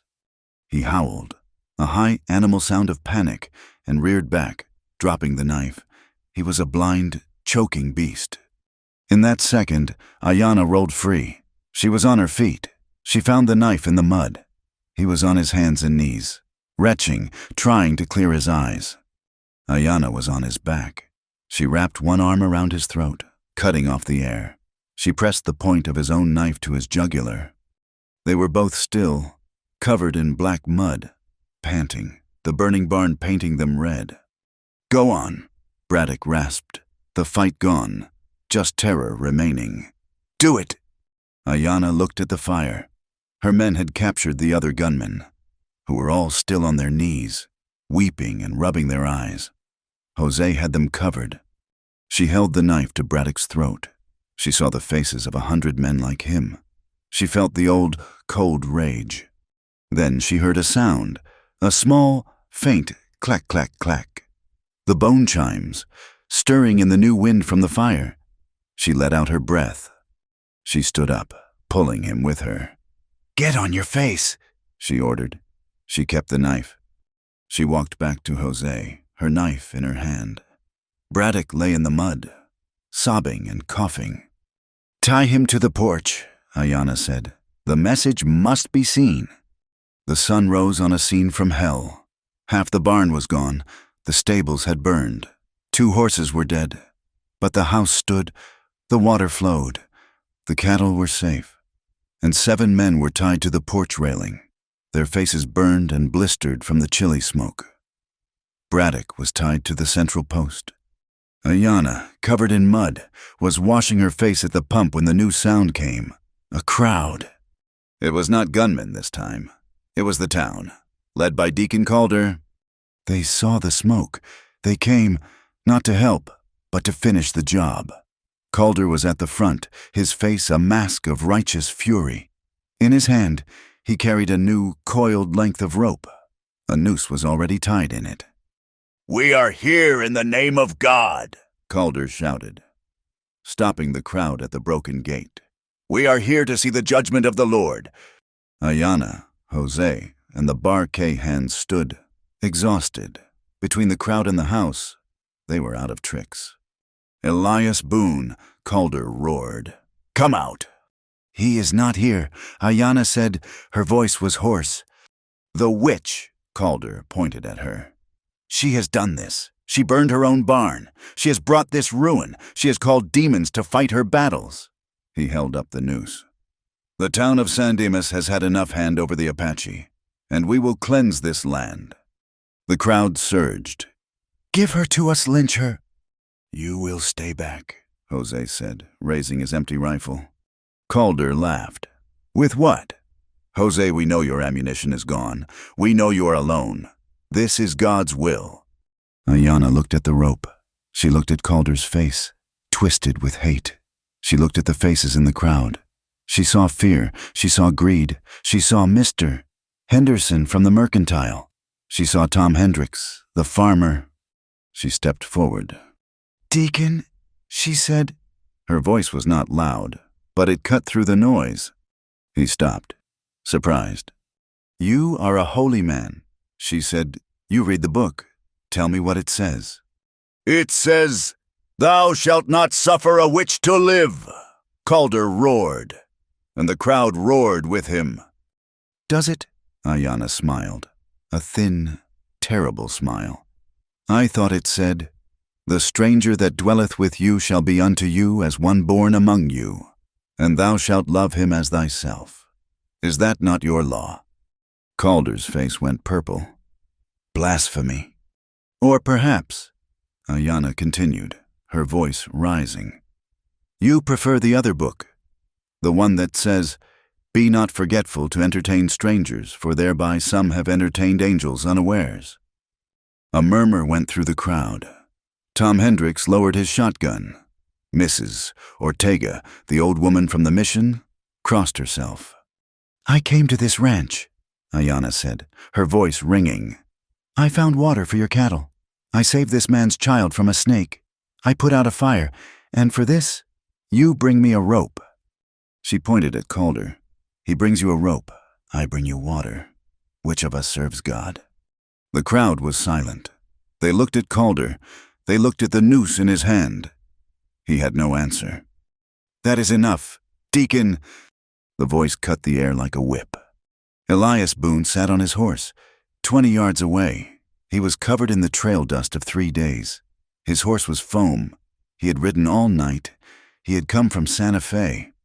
He rode the horse slowly, parting the crowd like the Red Sea. He did not look at them. He looked at Ayanna. He saw the mud on her face, the smoke in her hair. He saw the burned barn. He saw the men tied to his porch. He saw the noose in Calder's hand. His face was a killing stone. "Elias," Calder said, his voice a desperate squeak. "Thank heaven this witch, she—" Elias reined in his horse, putting himself between Ayanna and the preacher. He looked down at the man. "Get off my land," he said. "But she is the one we came to—" I said. Elias repeated, "Get off my land." He pulled a folded paper from his coat. "This is a federal writ. From Judge Arkwright in Santa Fe. He has recognized the treaty map. He has ordered a 30-day stay of all action. 30 days. Luther Pike is not to set foot on this property. His survey is invalid. His claim is invalid." He held up the paper. "This is the law. Deacon, not you, not this rope. Now, go." The word federal broke them. The crowd dissolved, turning away from each other, ashamed, confused. Calder stood alone, the rope dangling from his hand. He dropped it in the dust and turned, his black coat flapping. Elias watched them go. Then he slowly, stiffly, got off his horse. He stood in front of Ayanna, in the smoke and the mud and the morning light. He did not know what to say. Jose told me, he stammered, pointing at the men on the porch. They came to burn the house, she said. He nodded. He looked at the rope in the dust. He looked at her. That night, after the prisoners were taken to the marshal, who suddenly found his courage, after the horses were tended, after May was asleep in her own bed, he found her. She was by the arroyo, sitting on a rock, just watching the water. The smell of smoke was everywhere. He stood near her. I do not have the words, he said. You brought the paper, she said. That is words. He moved closer. He could see the exhaustion in the line of her shoulders. He could smell the smoke on her skin. He was a man of facts, offenses, and debts. He had no language for this. He reached out his hand, clumsy, rough. He touched her face, his thumb brushing the soot from her cheek. She did not pull away. She just watched him. He leaned down. He kissed her. It was not a kiss of love. It was a kiss of smoke and ash and desperation. It was clumsy and short and filled with the fear and grief of 2 years. His lips were chapped, his beard rough. Her lips were soft but tense. They broke apart, both breathing hard, as if they had run a long way. Elias, she said. I am sorry, he said quickly. I should not have. No, she said. She put a hand to her mouth, her eyes wide, as if surprised. It is. All right. They stood in the darkness, the new, fragile line between them drawn, invisible and terrifying. A day later, Braddock was gone from the jail. The marshal said he escaped. Jose, who had been in town, rode back to the ranch, his horse lathered. Elias, he said, his voice grim. Pike is not honoring the injunction. He is laughing at it. He let Braddock go, and he has hired new men. Elias, who had been holding the judge's paper as if it were a shield, felt it turn to just paper in his hand. What new men? The Johnson gang, Jose said. They are not gunmen. Elias, they are butchers. They just came up from the border. Pike is not trying to scare you anymore. He is planning a war. The news of the Johnson gang was a cold hand on the ranch. Elias Boone's federal writ, the piece of paper he had written all night for, now seemed as thin and dry as a dead leaf. It gave him 30 days. It did not give him bullets. It did not give him men. It did not stop a killer like Johnson, who worked for money, not for the law. The kiss by the arroyo hung between them, unspoken, a new complication in a world that was already too complex. It was a moment of ash and smoke, and in the cold light of this new threat, it felt like a mistake, a moment of weakness. They stood in the kitchen, the treaty map unrolled on the table between them, a fragile shield. 30 days, Elias said, his voice a rasp. And Pike has butchers on his payroll. He will not wait. He will ignore the writ. He will just take it. He will, Ayanna said. She was not looking at him. She was looking at the map. He is using the town. He is using Deacon Calder. He is using their fear of me, their fear of the drought. He makes them believe we are the enemy. They are a mob. Calder has them. Then we must take them back, she said. He looked at her, confused. Take them back with what we are out of ammunition. We are out of friends. We have this. Her finger tapped the old, soft skin of the map. Your paper is a judge's order. It is paper. This is the earth. This is memory. Your paper stops them. This can turn them. Turn them. They came here with a rope, Ayanna. They came because they were afraid, she said, her voice firm. Calder gave them a name for their fear. We will give them a name for their enemy. And it is not me. It is Luther Pike. She rolled up the map. Call a meeting. Elias, not in the church. On neutral ground. The town hall. And you will not just show them your paper. You will show them my paper. He had never considered it. A town meeting. A public fight. He was a man who hid his grief and his business. But he looked at her, at the small, defiant set of her jaw, and he saw the logic. It was a desperate, long shot. It was all they had left. The meeting was held in the half-finished town hall, which was just the saloon without the whiskey present. The air was hot and thick with the smell of new lumber, sweat, and suspicion. Nearly the entire town of San Dimas was there. They stood. No one sat. Elias stood at the front, on the raw wood planks, with Ayanna and Jose. Luther Pike was there, standing in the back, his arms crossed, a look of amused confidence on his face.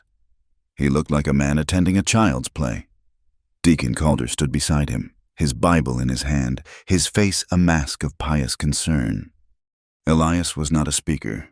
His voice was rough. He held up the federal writ. "Judge Arkwright in Santa Fe," he said, his voice echoing slightly. He has given me 30 days. He has recognized that my claim, that there is a question. He has ordered Mr. Pike to stay off my land. A question, Pike's voice boomed from the back, smooth and reasonable. The only question is progress. Friends, the question is, does this town move forward with the railroad, or does it die in the dust? This water, he pointed, though he could not see it. This water is a miracle, and it belongs to the people, not one man. "Amen," Calder shouted. "It is God's water." The crowd murmured, shifting. They wanted to believe Pike. It was the easier path. "Mr. Pike's survey." Elias pushed on. "The one that claims the spring. It is a lie." "A lie?" Pike laughed. "It is a federal survey. Mr. Boone, are you calling the United States government liars?" "I am saying," Elias said, his voice dropping, "his markers are wrong." It was Ayanna who stepped forward. A hush fell. The Apache woman. The witch. She held the deerskin map. She did not look at the crowd. She unrolled it on the table.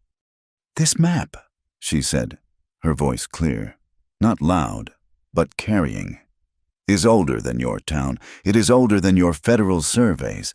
It is a map of the truth." Calder stepped forward. "A heathen drawing scratches on a piece of hide. This is what you bring to God's house? This is a blasphemy."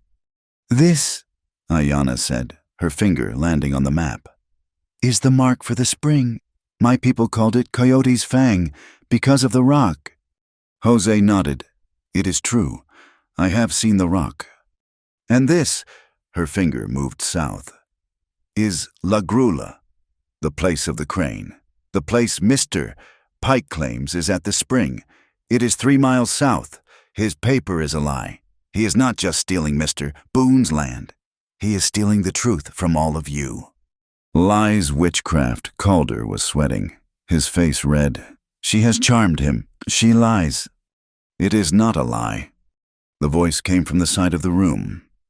It was quiet, but it had the authority of age. Maria Ortega, the old woman who had run the mission school for 40 years, stepped forward. She was a small, bent woman, but when she spoke, everyone listened. She walked to the table. She touched the map, her gnarled fingers tracing the lines. "I have seen this map before," she said, her voice like dry leaves. 30 years ago, her father, Greyhawk, he brought it to the mission. To my father. He showed him the markers." Her finger landed on the same spot Ayanna had.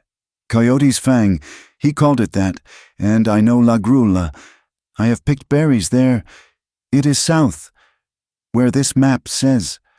She looked up, not at Ayanna, but at Luther Pike. "This woman," she said, "speaks the truth. Your paper, senor, it is the lie." The silence in the room was absolute.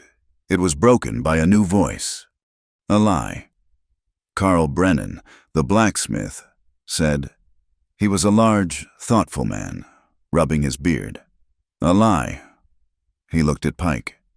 "You know, I have been thinking. My best wagon, the one I used for freight, broke an axle last year, right in the spot where you wanted to build your new hotel. A dry rut, I thought, but the rut was new. The crowd stirred. And my barn. Tom Hendricks, the farmer, said, his voice low. The one that burned 2 seasons ago, right after I told Pike I would not sell him my back pasture. He said it was bad luck, lightning. Old man Smithers. A woman whispered. His well went dry, just stopped. A week later, he sold to Pike for pennies, and Pike's men dug a new well, 10 feet over, and found water. The crowd was not looking at Ayanna anymore. They were looking at Luther Pike. They were looking at each other. They were connecting the dots of their own misfortunes, the accidents, the bad luck, the convenient disasters. They were not separate events. They were a pattern. Pike's smile was gone. His face was a mask. This is slander. Deacon, this is a house of order. But Deacon Calder was already slipping out the back door, his face pale. He saw it. He saw the shift. He had lost them. That afternoon, the fury that Calder had built and aimed at Ayanna found its true target, but Pike was gone. Recalled to Santa Fe, the hotel clerk said, and Calder was nowhere to be found. The town was left with its shame and a new, simmering anger. Calder, however, was not gone. He was desperate. He had tied his reputation, his future, to Pike. He saw the disloyal ranch hand, Briscoe, drinking in the saloon, sullen and angry. He has been bewitched, Calder whispered, his hand on Briscoe's shoulder. That woman, she has poisoned him. She has poisoned the whole town. But there are still righteous men. He pressed a $20 gold piece into the man's hand. Men who would save a child from a witch's den. Men who would finish what the town was too cowardly to do. He found 3 others, saloon drifters, paid in whiskey and silver. A few concerned citizens. He called them to save Mr. Boone's child from that heathen. They came at sundown, a mob of 5, led by Calder, who had found his courage in a bottle, Briscoe, the 2 drifters, and another angry, dispossessed rancher. They were drunk, and they had the rope. Boone, Calder roared, standing at the broken gate. We are here for the witch, send her out, or we will come in and take her. We are here to save the child. Elias, Ayanna, Jose, and Jimmy stood on the porch. The confrontation had come after all, but it was not a town. It was just the dregs. This is my property, Elias shouted back, his rifle in his hand. You are drunk, Calder, and you are trespassing. She is the trespasser, Calder shrieked, his voice high. He pointed the rope at Ayanna. She is the devil, she is the curse, and we will cut her out. The men fanned out, their rifles up. Ayanna had been standing behind Elias, in the shadow of the doorway. She moved. She stepped out, into the dying light, to stand directly beside him. She was not a cook. She was not a shadow. She was his partner. Her voice, cold and clear, cut through Calder's ranting. You are not here for me, Deacon. They all stopped, surprised.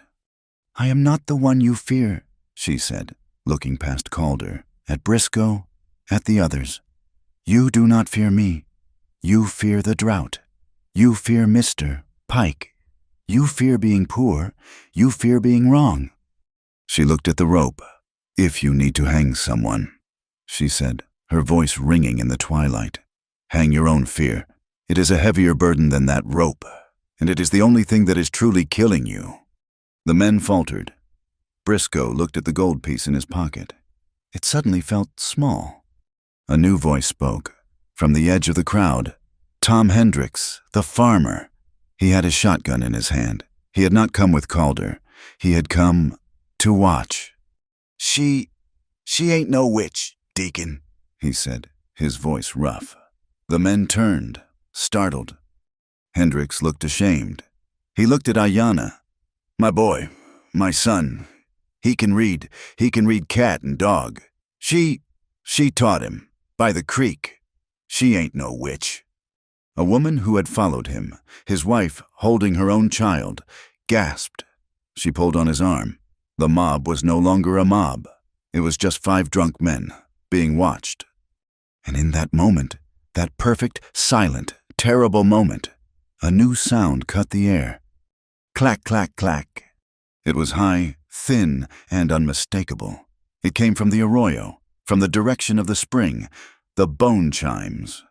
Ayana's head snapped up. Her eyes went wide, not with fear, but with a hunter's focus. "Elias, behind us!" "What?" "The bells," she whispered. "They are here." "Who?" "The real enemy." As if summoned, they emerged from the twilight, from the rocks by the arroyo. Not 5, 6 hard men, moving low and fast, rifles up, the Johnson gang. They had used Calder's pathetic minugay drunken march as the perfect distraction. They were flanking the house. They stopped when they saw the scene. The crowd, the men on the porch, their ambush was blown.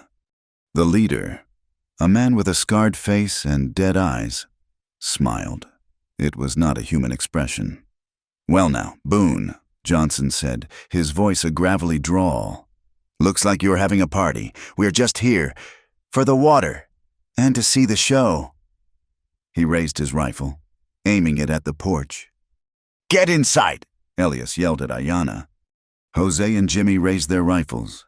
It was 4 against 6, and the 6 were killers.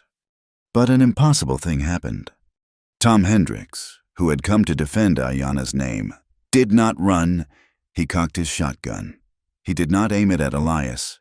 He turned and aimed it at Johnson. "This," Hendricks said, his voice shaking, "this is a town matter, and you ain't town." Carl Brennan, the blacksmith, who had also come, stepped up beside him, his big hunting rifle coming to his shoulder. "This is not your water, friend." The drunk mob, Briscoe, the drifters. They looked at Johnson. They looked at Hendricks. They looked at Calder, who was babbling. This was not a fistfight over a witch. This was an invasion. Briscoe, his face pale, slowly, raised his rifle and aimed it not at the porch, but at the arroyo. The Johnson gang, who had expected to fight 4 tired ranchers, were now facing a line of 20. The drunk mob, the angry farmers, the Bar K crew, all united, all aiming at them. Johnson looked at the line of guns. He did not like these odds. He spat on the ground. "Pike's paying for this." He growled. "This ain't over, not by a long shot." He and his men lowered their rifles, slowly, one by one. They backed up, melting into the rocks, vanishing as quickly as they had come. A long, heavy silence fell on the yard. It was broken only by Deacon Calder, who made a small, choking sound. The townsfolk, the mob, looked at their guns. They looked at Elias. They looked at Ayana, standing on the porch, her hand still on Elias's arm. Tom Hendricks was the first. He slowly uncocked his shotgun. He nodded, once, to Elias. We went too far. Boone, that was not right." One by one, the crowd dissolved. They did not apologize. They just left their shame, a tangible thing in the dark. Only Calder was left, a pathetic, weeping figure. Elias lowered his rifle. He looked at Ayana. He was breathing hard. He was alive. They were alive.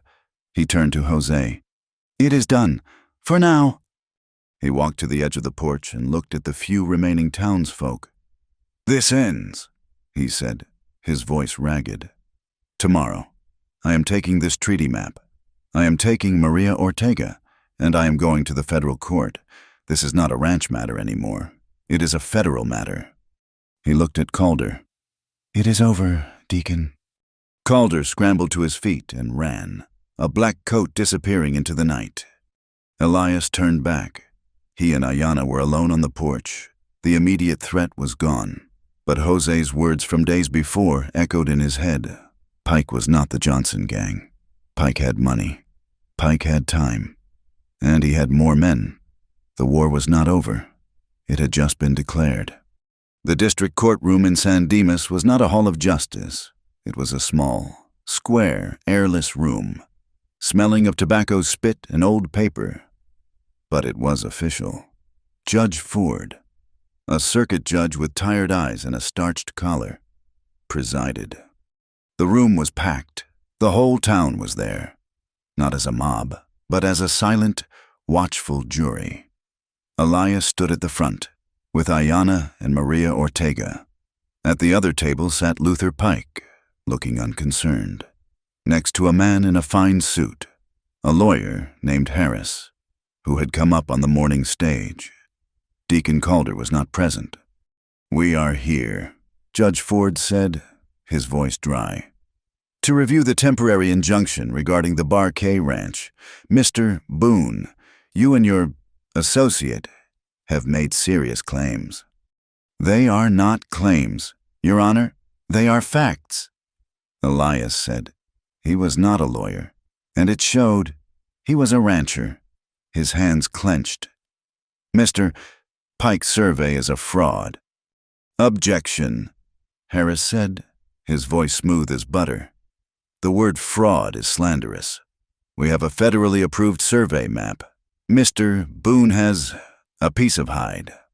Ayanna stepped forward and unrolled the treaty map on the table. "This map shows the land as it is known," she said, her voice quiet but carrying. "It shows Coyote's Fang. It shows La Grula, 3 miles south. This is the truth." "Your Honor." Harris sighed, as if to a child. "Is this court to be governed by folklore, by the drawings of savages? The railroad represents progress. It represents the public interest. This water is a vital resource for the expansion of this great territory. One man and his attachments cannot be allowed to stand in the way of the public good." "It is not folklore," Maria Ortega said, her voice frail but steel. She was sworn in. "I have lived here for 60 years. I knew her father. I knew the markers. The map is true. The survey," she pointed at Pike, "is the lie." The crowd murmured. Judge Ford banged his gavel. "Order, Mrs. Ortega. Your testimony is noted, but it is hearsay. It is memory." "Then let us have a different kind of memory," Elias said. He turned to the marshal. "Bring him in." The back door opened. The crowd gasped. Braddock, Pike's lead gunman, was brought in, his hands in cuffs. He looked beaten, not physically, but spiritually. The new marshal, trying to curry favor with the turned town, had recaptured him 2 days ago. "This man," Elias said, "works for Mr. Pike. He was given a deal for his testimony." Braddock spat into the cuspidor. He looked at Pike with dead eyes. "You paying for this? Pike," he sneered. "Mr. Braddock," the judge said, "you are under oath. Did you receive payment from Mr. Pike?"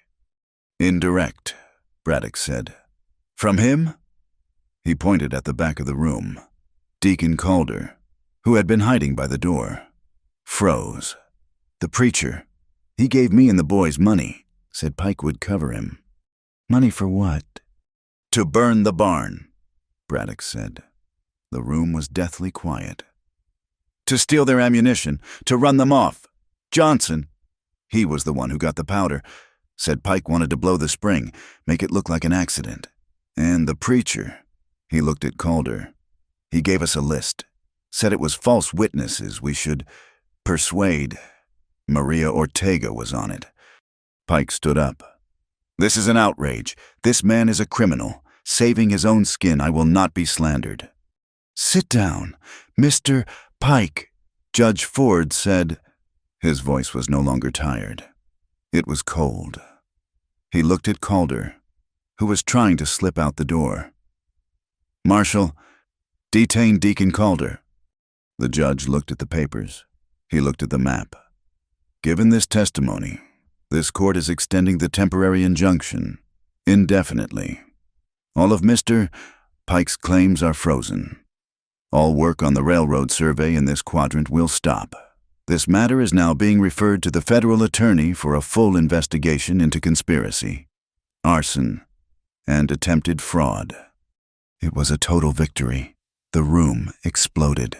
Elias gripped Jose's shoulder. Luther Pike, however, was already walking out. He adjusted his suit. He paused at the door, looked at Elias, and then at the back of the room, where the scarred, silent man named Johnson had been watching the entire proceeding. Pike gave a small, almost imperceptible nod. Then he was gone. The judge's order was a piece of paper. Pike had lost the courtroom. He had just declared, with a nod, that the law of bullets was now in session. A false calm settled on the Barquet. The town was suddenly their ally. Tom Hendricks and Carl Brennan rode out with gifts of ammunition.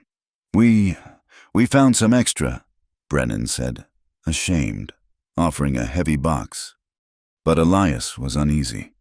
Johnson was still out there. Pike was gone, but his money remained. 3 days after the hearing, Ayanna took a bucket. "The marker," she said. "It is covered in dust. It is a sacred place. It should be cleaned." It was a return to normalcy. A ritual. Elias was checking the new fences, miles away. "Take Jose," he had said. "Do not go alone." She took Jose, whose arm was in a sling but who could still shoot. And she took May. It was a beautiful, clear morning, and she wanted the girl to see the place not as a battlefield, an ambush site, but as a place of life. They reached Coyote's Fang. The spring gurgled. The water was clear. The big rock, the one that looked like a wolf's head, was there, silent and strong. "This is it, little one," Ayanna said to May. "This is the stone of your home." May touched the rock. "It is warm." "It holds the sun," Ayanna said. Jose was not looking at the rock. He was looking at the ridge. "Ayanna," he said, his voice low. "I see dust. Too still to be wind." Ayanna did not pause. She grabbed May. "The tree," she said, her voice a sharp command. "The roots, the sign." She made a quick, flat gesture with her hand, a signal they had practiced. "Be flat, be stone." "Ayanna," Jose said, his rifle coming up. A shot cracked the air. Jose grunted, spinning. His bad arm hit again, the rifle clattering to the ground. He fell. "May, now!" Ayanna shoved her toward the giant. Exposed roots of the twin cottonwood. May, her face white, scrambled into the hollow space, disappearing like a small animal. 3 men, Johnson, and 2 others. They were in the rocks above them, moving fast. Ayanna grabbed Jose's rifle. She had 3 bullets. She rolled behind the stone marker. A bullet ricocheted off it, stinging her face with granite chips. "Just give it up, witch," Johnson yelled. "Pike's paying double for you." One of the men broke cover, running to flank her, to get a clear shot at Jose. Ayanna rose. She fired once. The man crumpled. She was a warrior again. "Damn you," Johnson roared. The second man was smarter. He was circling, trying to get to the horses, trying to find May. Ayanna saw him. She shifted, fired again. Her second bullet. The man fell. Now it was just Johnson. He was pinned.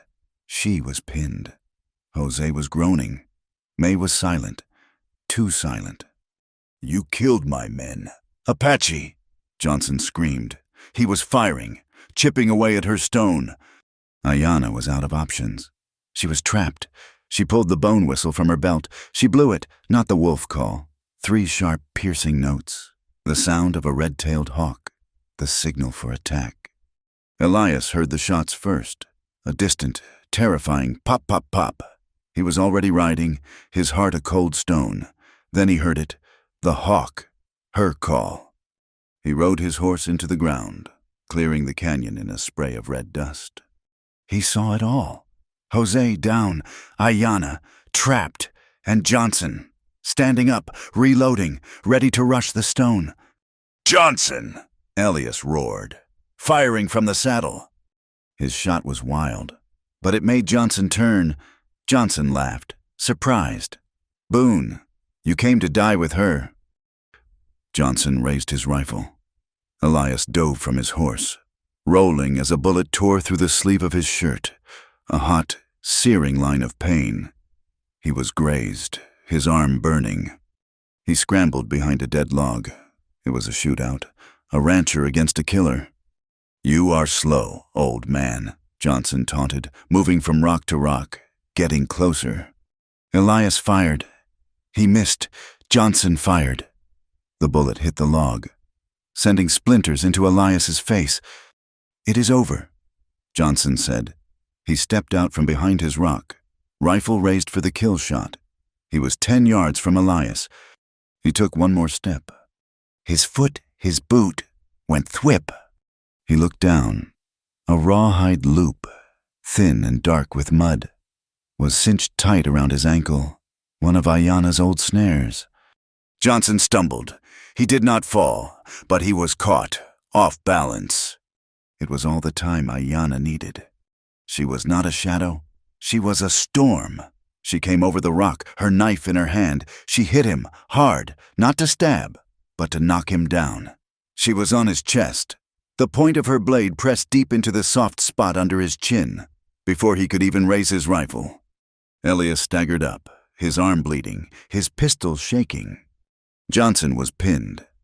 He looked up at the woman on his chest. Her face was covered in granite dust and sweat. Her eyes were black with a cold fire.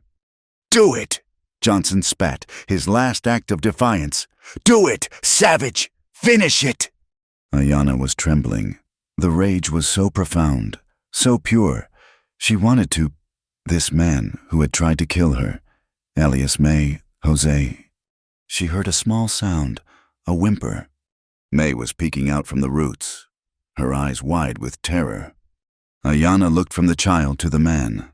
She saw the blood. She saw the death she had already caused. She made the choice. "No," she rasped. "Dying is easy." She pressed the knife just hard enough to draw a single drop of blood. "You will live," she whispered, her voice more terrifying than the blade. "You will live, and you will go to Santa Fe, and you will tell the federal judge who paid you. You will tell him about the fire. You will tell him about Braddock. You will tell him about Deacon Calder." "Go to hell," Johnson gurgled. "You will give Elias Boone his justice," she said, her voice breaking. "Or I will leave you here, tied to this rock, and let the vultures peel the skin from your face. I will choose justice. What will you choose?" Johnson, a man who feared nothing, looked into her eyes and saw his own death.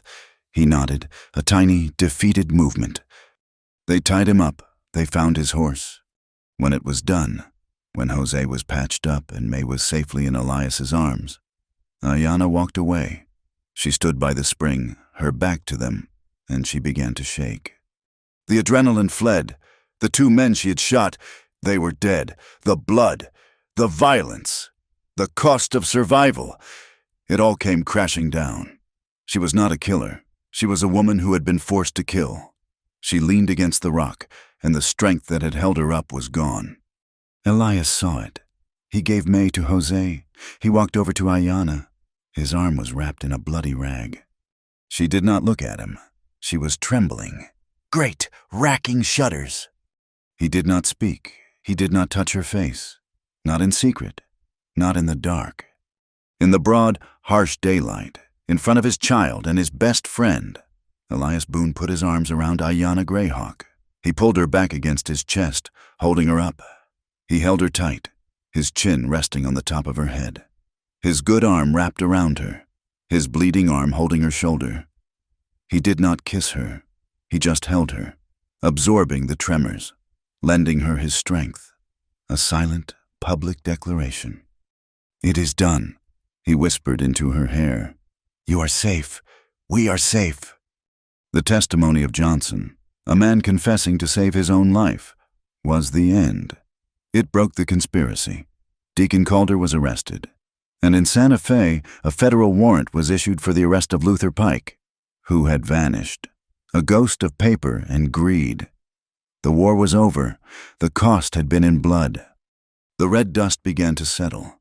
The war for the Barquet had been won not in one grand battle, but in a series of small, desperate victories. A child saved from poison, a map of memory, a community that finally, in the face of true evil, remembered itself. News trickled back from Santa Fe. Luther Pike, a man who believed only in paper, had been undone by it. His name, telegraphed to every federal office in the territory, had become a liability. He was caught by Texas Rangers near the border, his fine suit covered in grime, his escape fund depleted. He was brought back in chains to face charges of conspiracy, arson, mail fraud, and attempted murder.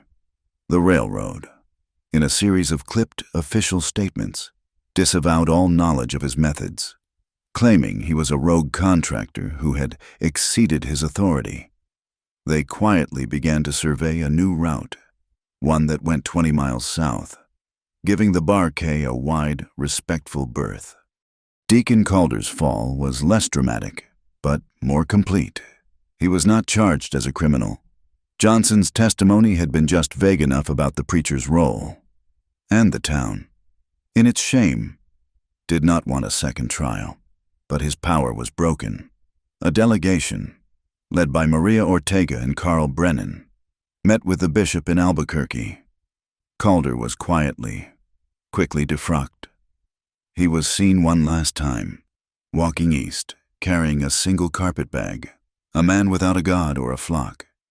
The new preacher, a young, earnest man from Ohio, called for a day of reconciliation. It was not a sermon, it was a public apology. It was held in the town square, not the church. One by one, Tom Hendricks, Mr. Henderson from the Mercantile, and a dozen others stood up. They did not apologize to Elias, who stood in the back, his arms crossed. They spoke to Ayanna, who stood beside him.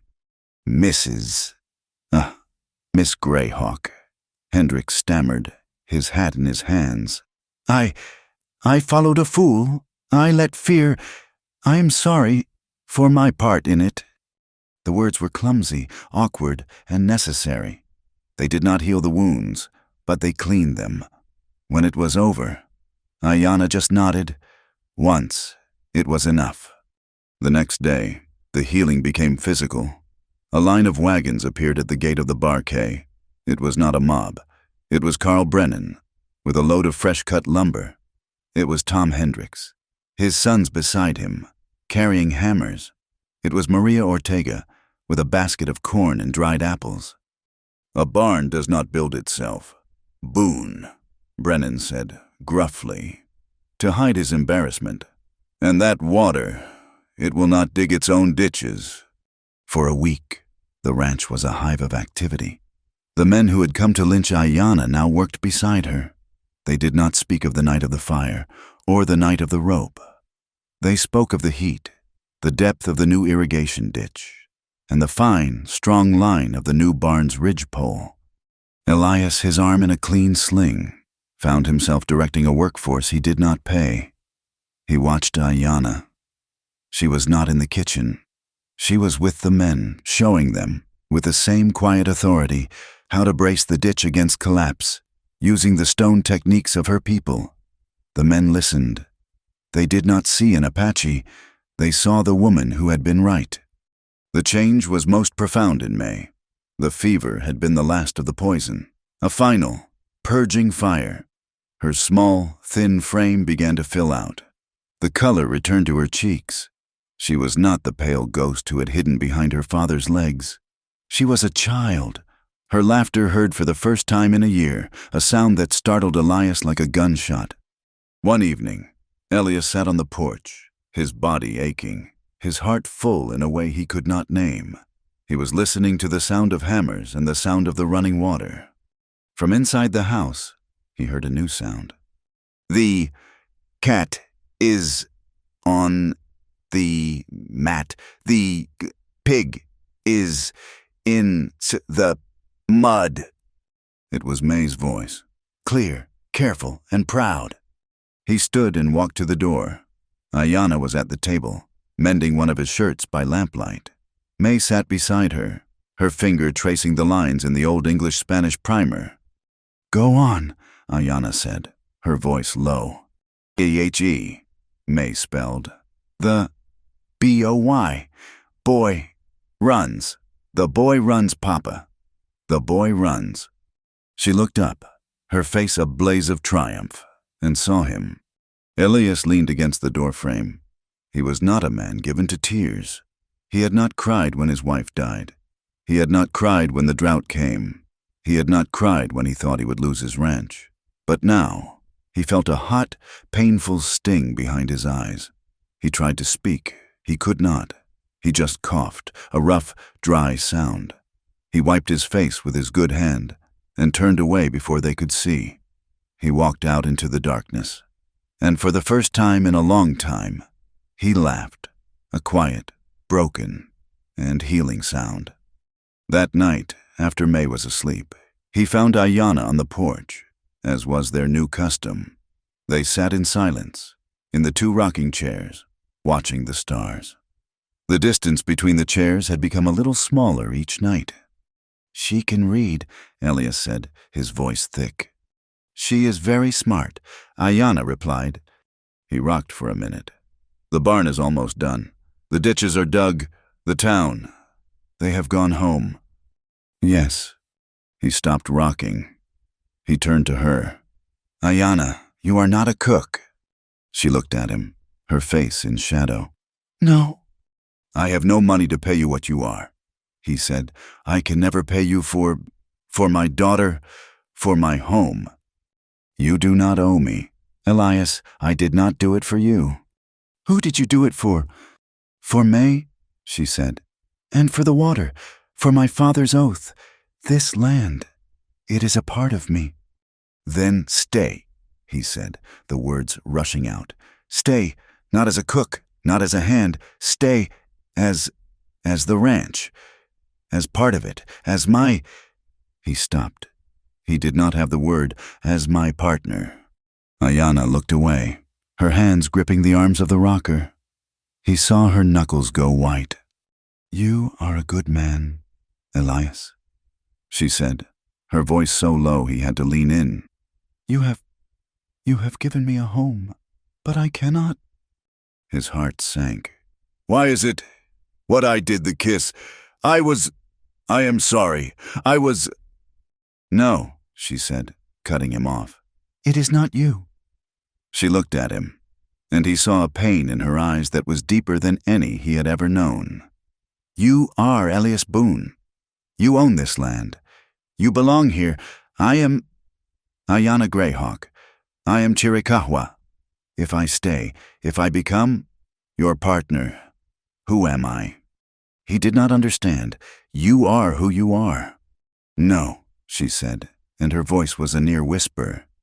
"I am the woman who hides her map. I am the woman who uses her skills but not her name.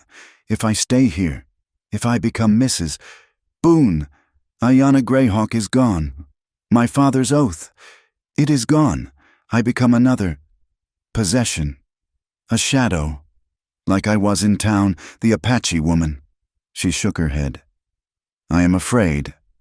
Elias was silent. He finally understood. He was asking her to choose.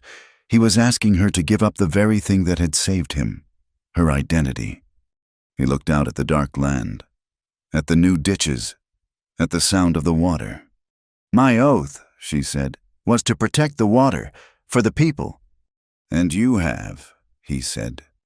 "But it is your water now," she said. "The federal court, your judge, he gave it all to you. I have saved it, and in saving it, I have lost it." Elias stood up. He walked to the edge of the porch. He saw the solution. It was as simple and as hard as her own logic. "No," he said, turning back to her. "The water is not mine." She looked at him, confused. "The federal court," he said, thinking fast, "gave the land and the water to the Barca, to me. But it is my water to give, my water to share." He knelt in front of her chair. "Tomorrow," he said, his voice urgent. "We will ride to town. We will go to the new preacher. We will go to Tom Hendricks. We will write a new paper." "What paper?" "A covenant, a community compact. The Barquet will own the spring, but the water will be shared. One portion for the ranch, one portion for the town, and one portion," he looked her in the eyes, "one portion for the people, for the Chiricahua, to be held in trust, by you, not by Mrs. Boone, by Ayanna Greyhawk, keeper of the spring." Her mouth fell open. She stared at him. He was not just offering her a home. He was offering her back her name. He was offering her the fulfillment of her oath. "You would do this," she whispered. "Give it away your power." "Power," he said, a rough laugh.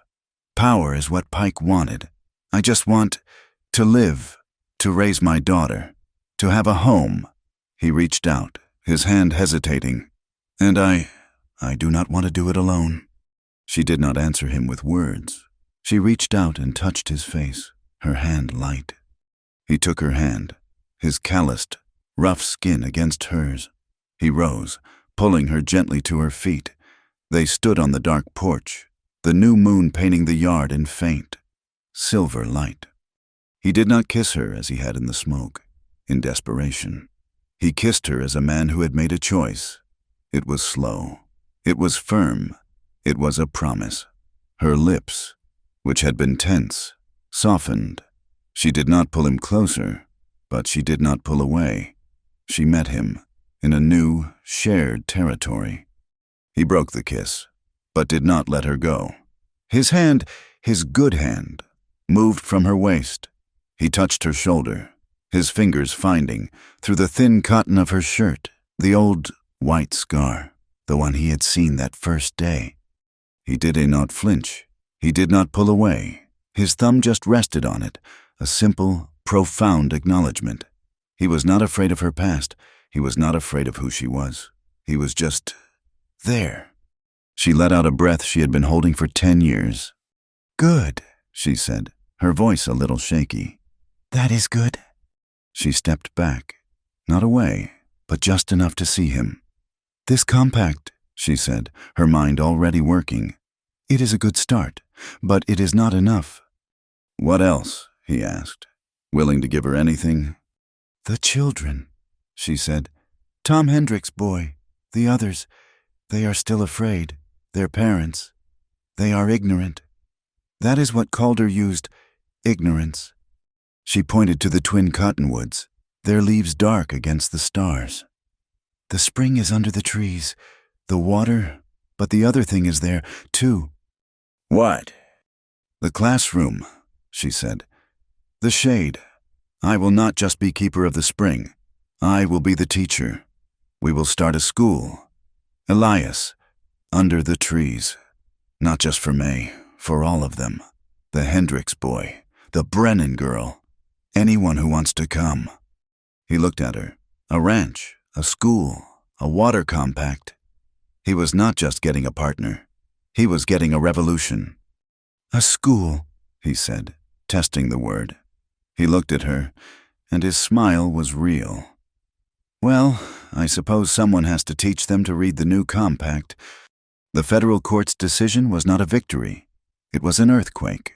The old, soft deerskin map, validated by Maria Ortega's testimony and the confession of a hired killer, did not just defeat Luther Pike's survey. It erased it. The judge, a man who believed in the letter of the law, declared the treaty map the primary and binding document for the region. The Barquet's boundaries were affirmed.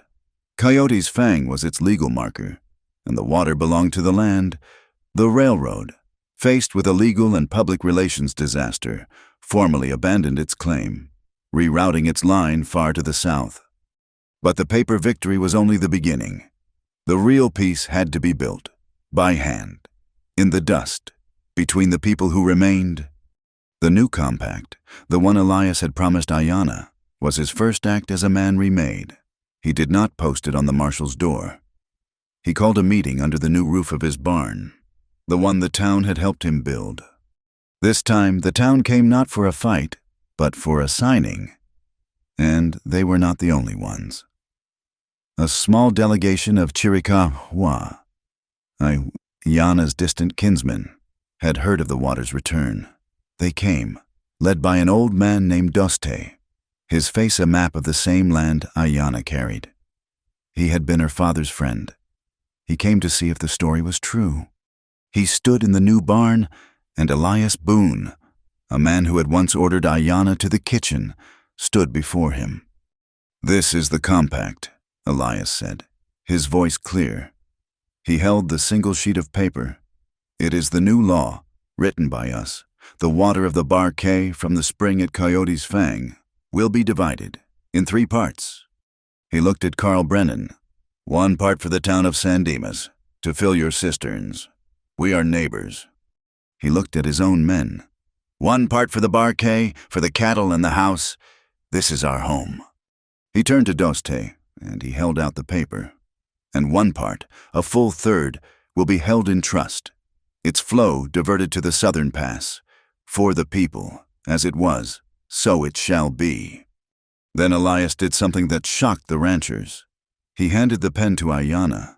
"And this compact," he said, "will be governed by its keeper, Ayana Greyhawk. Her word on the water is the law." Doste looked at Ayana. He saw her, standing tall, not a servant, not a shadow. He saw her father's strength in her. He nodded. Once. "It is a good paper," he said. "It is a true paper." Ayana signed her name, Ayana Greyhawk. The first celebration of this new peace was the Water Festival. It was not a town holiday. It was a new thing, a hybrid, born of the desert.